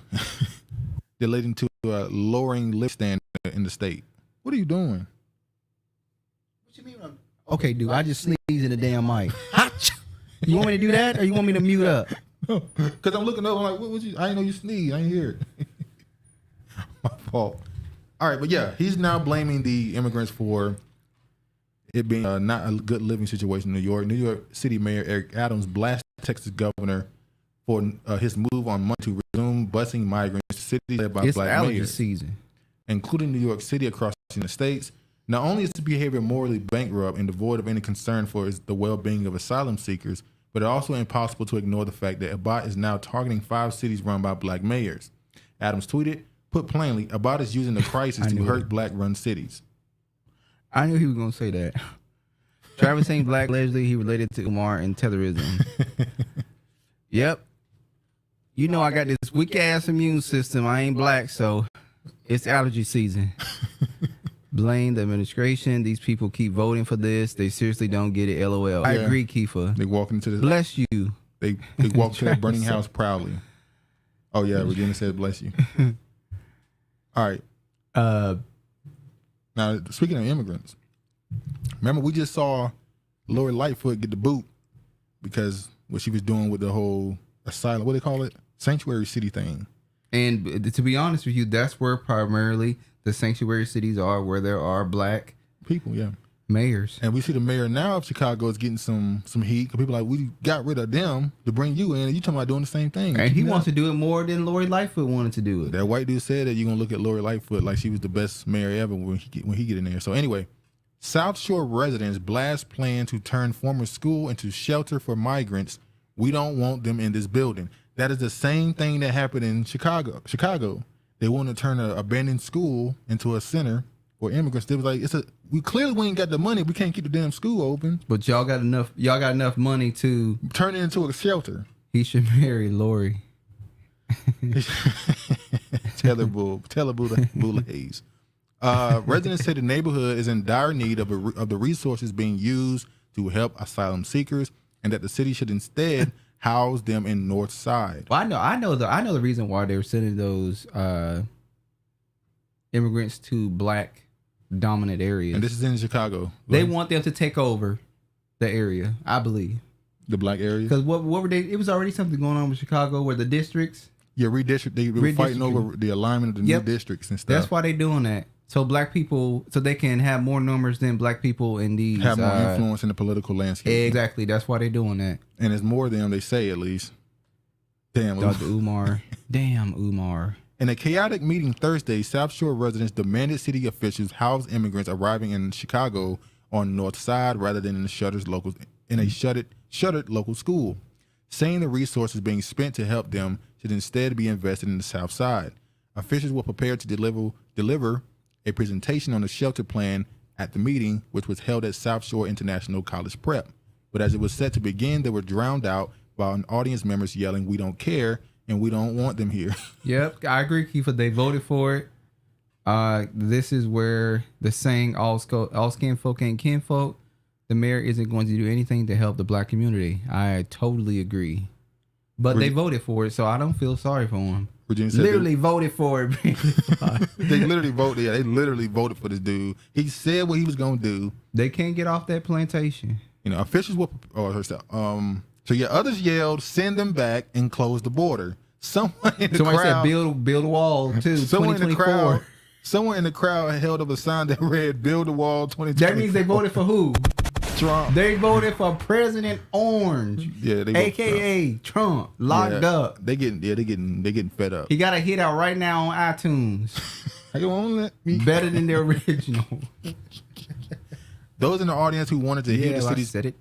Those in the audience who wanted to hear the city's plan implored the crowd to settle down and be respectful. At one point, a person who was taken into custody by police and quickly released after tearing up the Build a Wall sign and getting into an altercation with the person who brought it.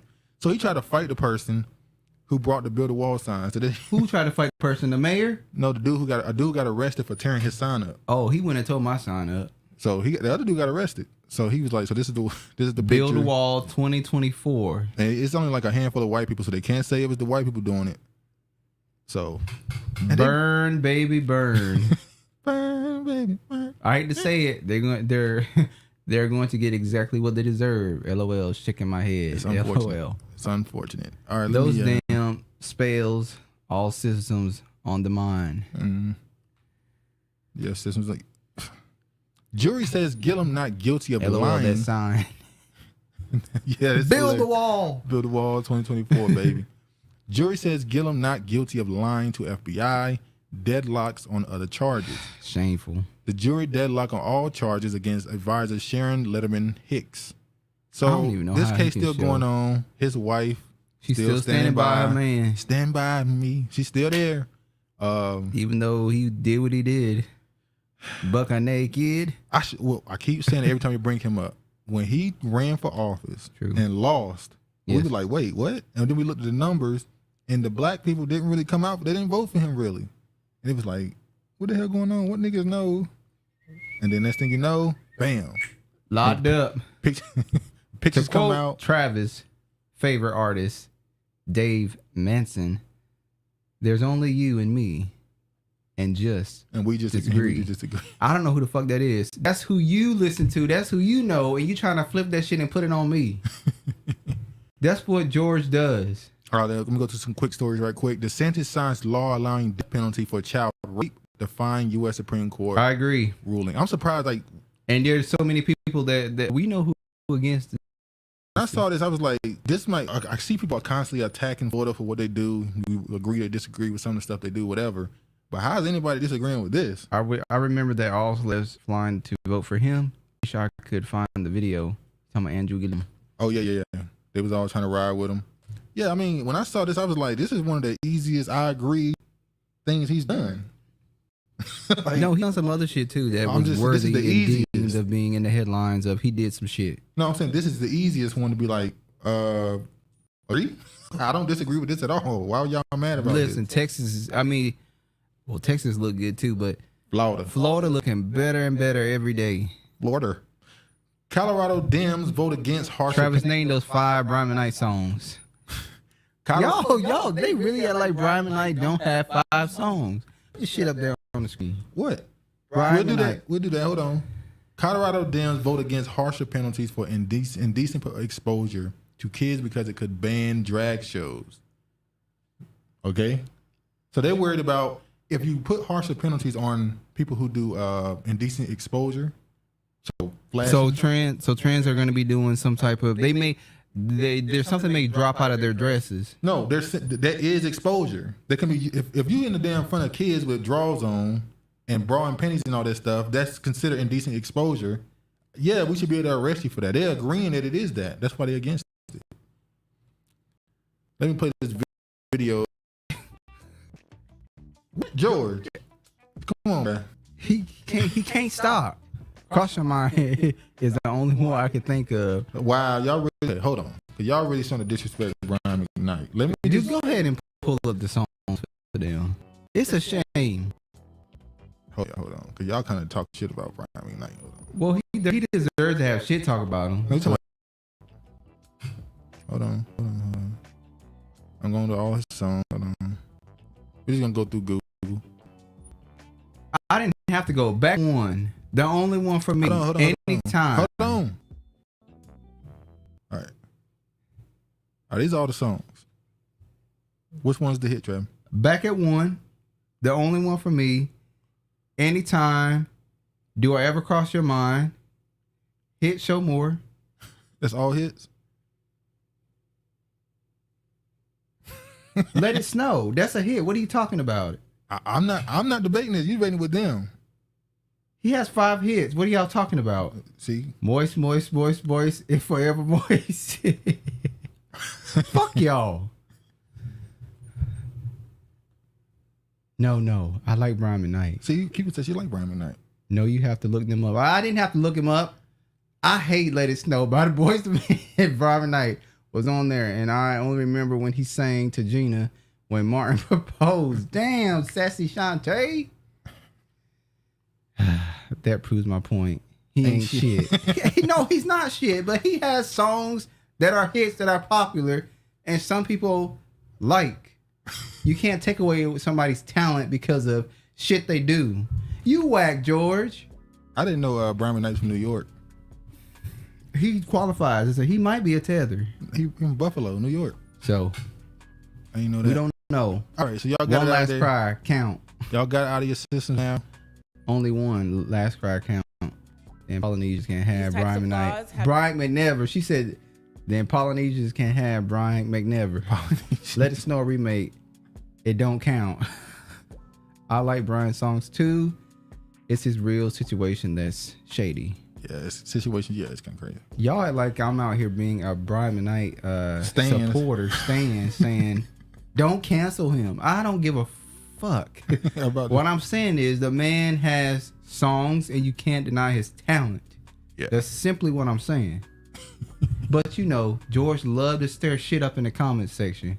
All right, so let me get back to this. This is about the 27 Democrats in Colorado House of Representatives just voted against making indecent exposure to minors a Class 6 felony. One Democrat said that the bill targets drag shows in the transgender community. Huh? Are you gonna play that video? Yeah, why? Is that a train? I don't know. Oh. What you whisper for? Ask the question. Is that a train that's about to come on the mic? These types of laws have been used to ban drag shows, to target individuals who use the restroom. Say it with your chest. To charge them with felony charges.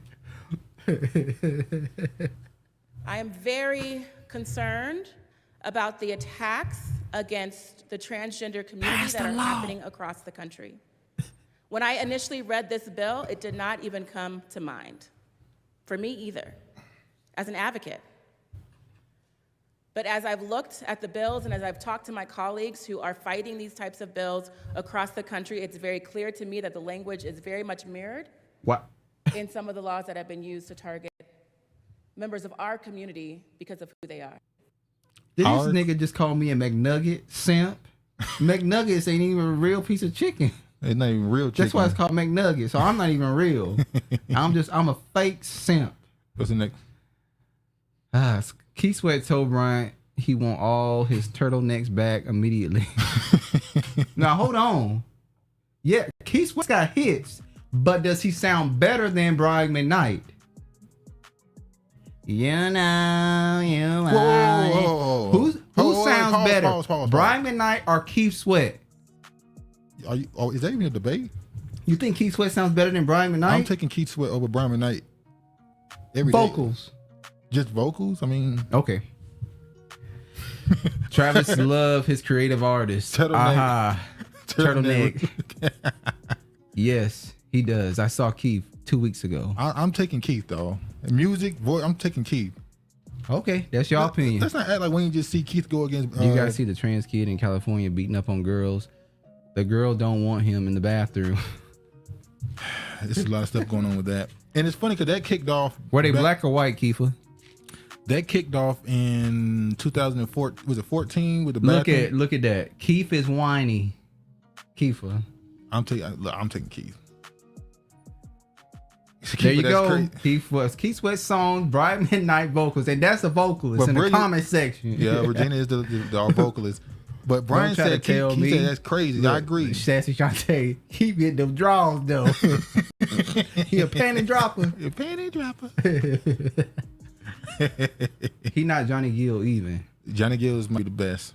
Well, not for me. But George like listening to Johnny Gill late at night. I've heard people say that Johnny Gill is the best black male vocalist they've heard. I've heard people say that. Johnny Gill is not the best male black vocalist. No, he's not. I've heard people say that. I'm just saying Bryant better than Gill? I'm saying that Johnny Gill is not the best black vocalist. Male vocalist. No, he's not. I see you backed up off of that Brian and I say it with my chest. You got the hell out of that male vocalist. You got the hell out of that Johnny Gill, Brian Mcknight. Johnny Gill singing My for 30 minutes and taking you to church. Busters if you think Mcknight can out-sing Gill. Yeah, I don't agree with that. I didn't say that he could. I said Keith Sweat. See, if you go jump to somebody else. Now y'all went on a totally different goalpost. We weren't talking about Johnny Gill. Stay focused, George. I know it's hard to do. You got that ADD shit going on. Stay focused. And ADHD. ADHD, whatever it is. He knows that what acronym I'm trying to say.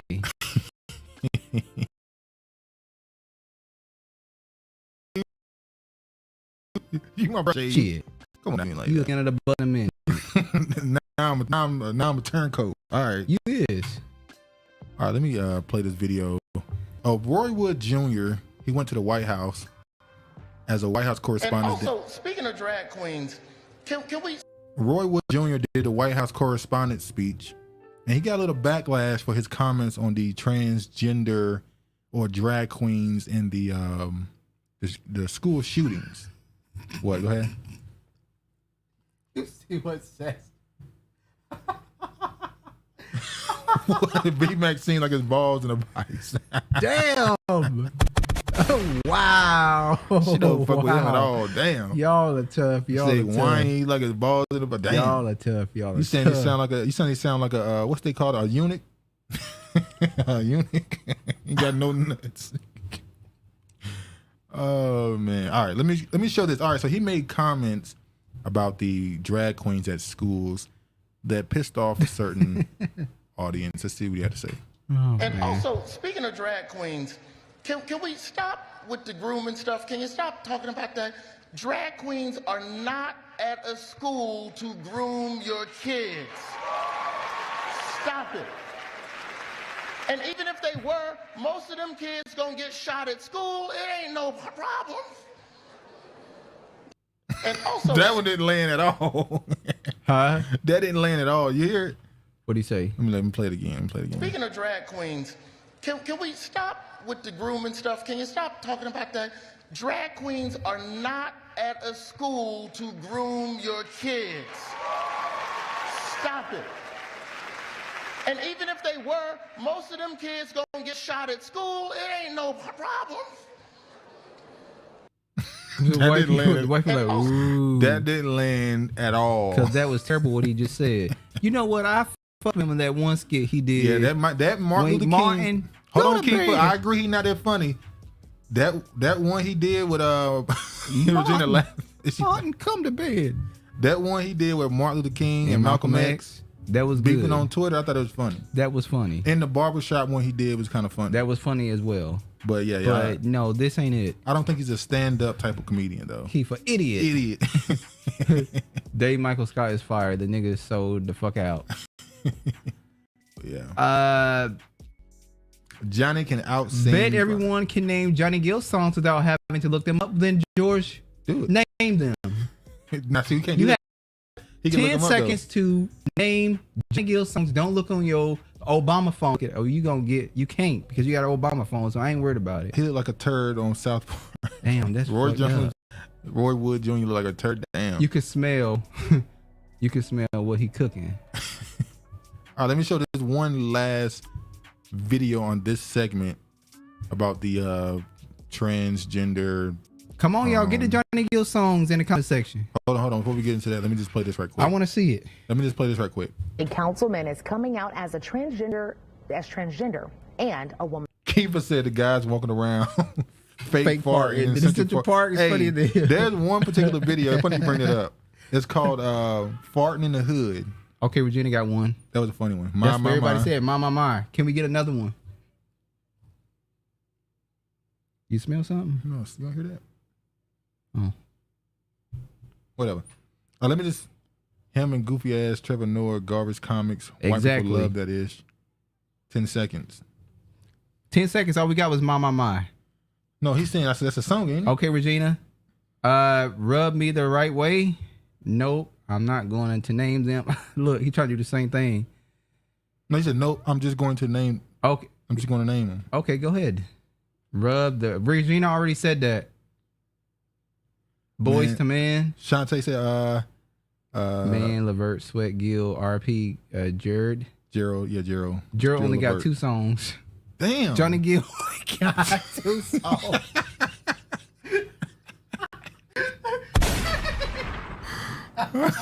Johnny Gill got 2 of them. Fairweather Friend. Brian McKnight has more songs than him if he only got 2 songs.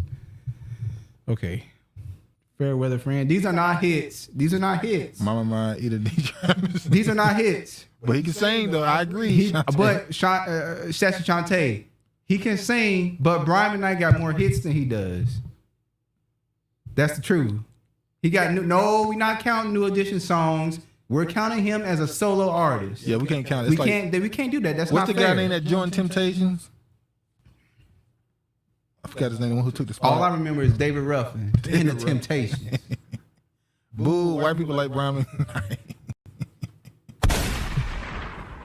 Well, you know what? Some people say that white people like Boys to Men too. Ooh. So how y'all feel about Boys to Men? Hold on, we're not supposed to get in music talk right now. We talking about these. Okay, go. We talking about these damn drag queens. Okay, stuff. let's I'm get play back this on last topic. video. Hold on, let me play this. A councilman is coming out as transgender and a woman of color. Delaware County Councilman Ryan Webb announced that he now identifies as an Indian American woman. That's Since crazy. that announcement, he's received some support, but a lot of backlash. Many calling him childish, despicable, even calling for things like execution. In a statement Webb gave to ITMate, he says, quote, "It is unfortunate that I cannot simply be given the same space and respect to explore my identity that so many of those targeting me demand for themselves. It's possible I may change my mind down the road. The process of identity exploration is complex, and oftentimes at the end of our personal journey, we end right back where we started." Webb goes on to tell ITMate this is just his true, authentic self. Now, these white people be trolling. This is crazy. You know who started this shit? Rachel Dolezal started this shit. So now you have white men out here saying he's no longer white. He's not even a male anymore. It's an Indian female. He's an Indian female. he trolling them. He troll. I just found that funny. Oh that my he God. trolling their ass, saying that he's an Indian female. Keith got more hits. He wrote a lot of songs for Silk. Yeah, Keith got 5 Boys to Men is the title of the song. Yeah. No, George. Johnny Gill got 1 song. That's My. And even Sassy Shantae said he got 2. I give you 2. Can You Stand the Rain? That's New Edition.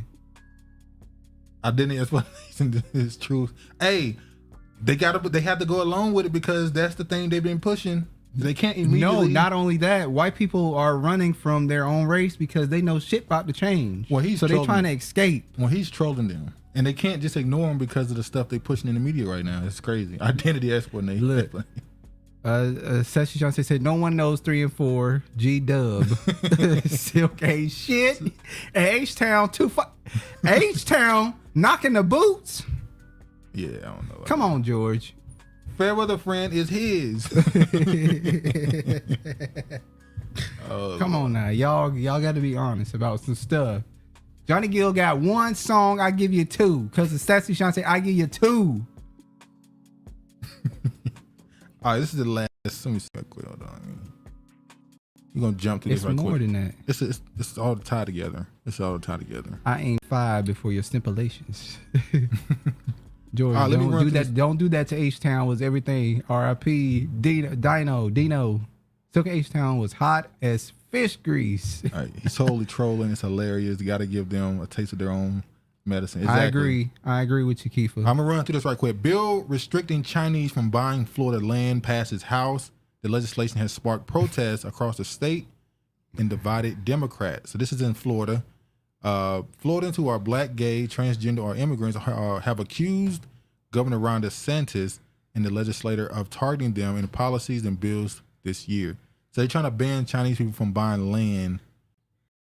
We'll see what happens. They should. That's why Governor DeSantis is doing a one. You can't just go to China and buy land. You can't just go there to be a citizen. You cannot. So why does America allow it?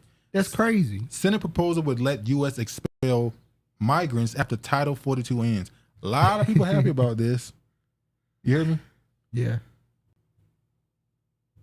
Senate proposal would let U.S. expel migrants after Title 42 ends. Thank you. A group of senators on Thursday unveiled a bill that would allow U.S. border agents to continue expelling migrants without court hearings, even after a public health order has been authorized. These expulsions during the coronavirus pandemic expires next week.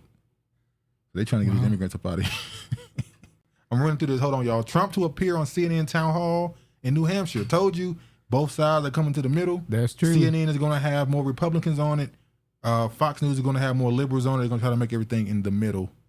The fact they put him on CNN means the viewership is that bad where, yeah. What'd they say? Okay, George, no one give a hoot nanny what you're giving, Travista. Panty Regina, panty dropper. H-Town would grease that look greasy. It's rumored that most of the Seattle high-rise increase are owned by the Asians. I agree. Hoot nanny. Sorry, Duke. I'm listening now. Sassy Shantae.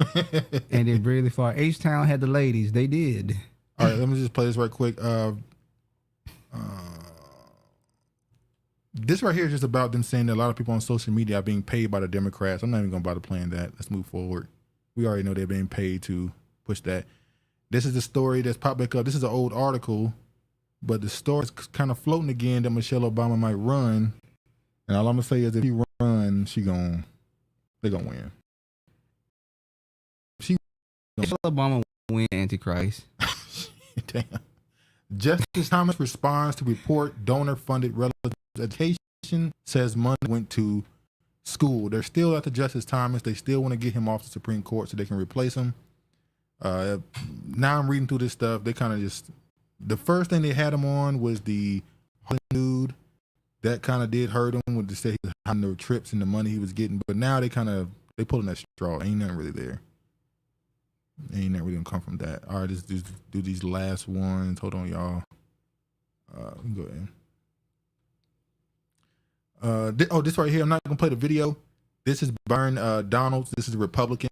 This is him on CNN. As I said, they're gonna have more Republicans on their network. He's defending. He's defending Justice Thomas, saying that this is a witch hunt, basically. And it is a witch hunt, but at the same time, he's a witch. So yeah, it's a perfect fitting for it. All right, Travis Voda, dude.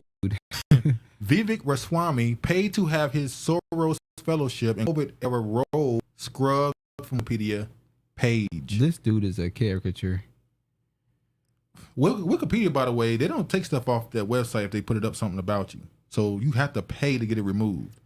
The fact that he's connected to the Soros Foundation, he done. I think now the Republican, any of those Republicans who was planning on voting for him or give him a look at all, the second he's connected to Soros is over. It's done. Finito. I don't know who Trope. I don't know who that is. Trope was amazing. It's true, Spreading yeah. My Wings is my top 5, and shout out to Steve. But Knocking the Boots wins hands down. So, by the way, this is the last thing I'm gonna say. Virginia said, "Do y'all think the Indians are the new black?" I think that all of them are trying to replace. Bye. Bye. This right here, it says that he's a former rapper. It's the most shocking transformation someone will ever undergo, says Michael B. Chow. 07 of Ramaswamy's rapper alter ego through Vivek raps libertarian prose with the utmost of ease. Don't expect to see him in a section. The rapper who fearlessly showed off his skills at a Busta Rhymes concert in spring 2004 only emerges when Ramaswamy is outfitted entirely in black, complete with a black Kango hat. So he was a beat boy. The only people I see wearing Kangos is old black men now. That's hilarious. Our father wears that. Yeah, I'm saying older black men wear Kangos. They are two completely different people. Say Chow. So he's a former rapper, like David, like what's his name? Max Kellerman. Where did they find him? Wait, what? Yeah. Of course he is. Oh, Tether wannabe. He wanted to be a b-boy. He's over here trying to be a rapper. So he still is talking about black people, using black people in his campaign. He's trying to get the middle American whites and the conservative blacks, I guess you would say, using the same talking points. But yeah, I think he's kind of, it is what it is. And the last thing we're going to talk about is a quick one. Russia claims the U.S. is behind the alleged Ukrainian drone attack on the Kremlin. Crazy because we talking about the other stuff. I'll be honest with you. That last story I just said, my story. We're going to talk about it now. I didn't. Since y'all want to talk shit about the music. Next, Travis will admit he don't know who Surface is. Mint Condition was even better than H-Town. I know Mint Condition. You got to be born in the 80s to know who it is. Now, New Jack Swing is 88 to 95. Who's the Godfather? See, that's why we're talking about Keith Sweat. He the one who started that New Jack Swing. So when you say Brian Mcknight versus Keith Sweat, it's like, ain't much to talk about, honestly. They understand why the culture understands black as an identity. However, it promotes death image. If we start identified by our nations, bet that would break many spells. Yeah, I agree with that part. It's a lot of Teddy spells. Riley. We know who Teddy Riley is. Yeah, Keith Sweat and Teddy Riley, yeah. Yeah, we know. Yeah. But Keith Sweat, Teddy Jam. You see what Keith Sweat did to Bobby Brown going into that versus? People thought, Bobby was going Guy. the music that you We know who Guy is. You forgot who Keith Sweat was. No, I didn't forget. I'm not talking about you. I'm talking about the people who was when they were talking about their verses. You'll never forget his voice. They forgot the songs Keith Sweat was a part of and the sound he was a part of. But yeah. Keith Sweat has a distinct voice. I didn't know he was from New York. He doesn't have the greatest voice, but his voice stands out. Like it's something different. Y'all always talk shit about Mary. She made good music. Please leave Mary alone, please. Mary J. Blige is not the best singer, but she has hits. Man, Bobby looking and dancing like an old tired deacon these days. Bless his heart. The group intro was fire. Virginia, anything good? They invert. In reverse. Take the energy and use it to however. Energy is energy, but doesn't care. George said Bobby Brown. George Johnny Gill looking broke down too. Wait a minute. See, this is what he do. He big somebody up to only tear their asses down. That's what George do. Bobby just popped up when his verse came on and dipped off. Yeah. Hence the energy of the rainbow. Yeah. Name the members of Guy. Don't look it up. Don't look it up. Listen, I don't know by name, but I know who they are. Oh, yeah, there it go. Shoot. Hold on. Name the members. It up. But you can't stop him from looking it up though. He can't stop me from looking it up either. I can look it up right now, but I don't know who they are and I don't choose to. Oh, you got integrity. You guys breaking up. They said we're breaking up. Okay, it's time to close it out.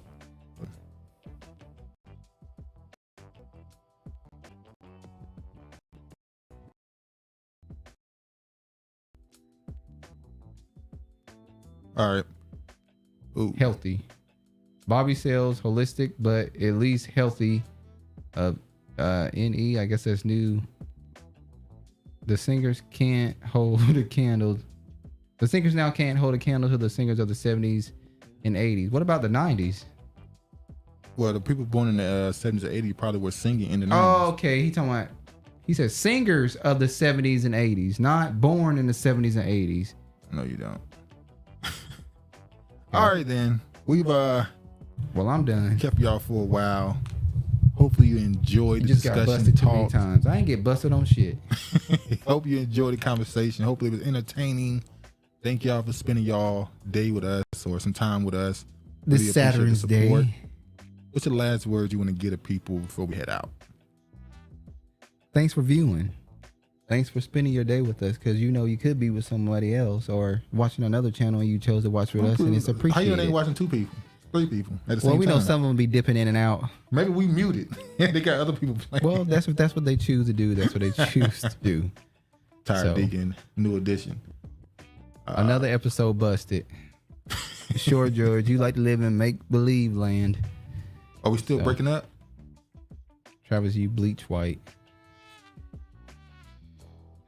Okay. You got... All right. Anyway, man, be sure to like the video on your way out. Please like the video. Be sure to share it if you can. Anybody who listens to this after the fact, please subscribe if you will. And y'all be safe. All praise to the Most High. And peace, man.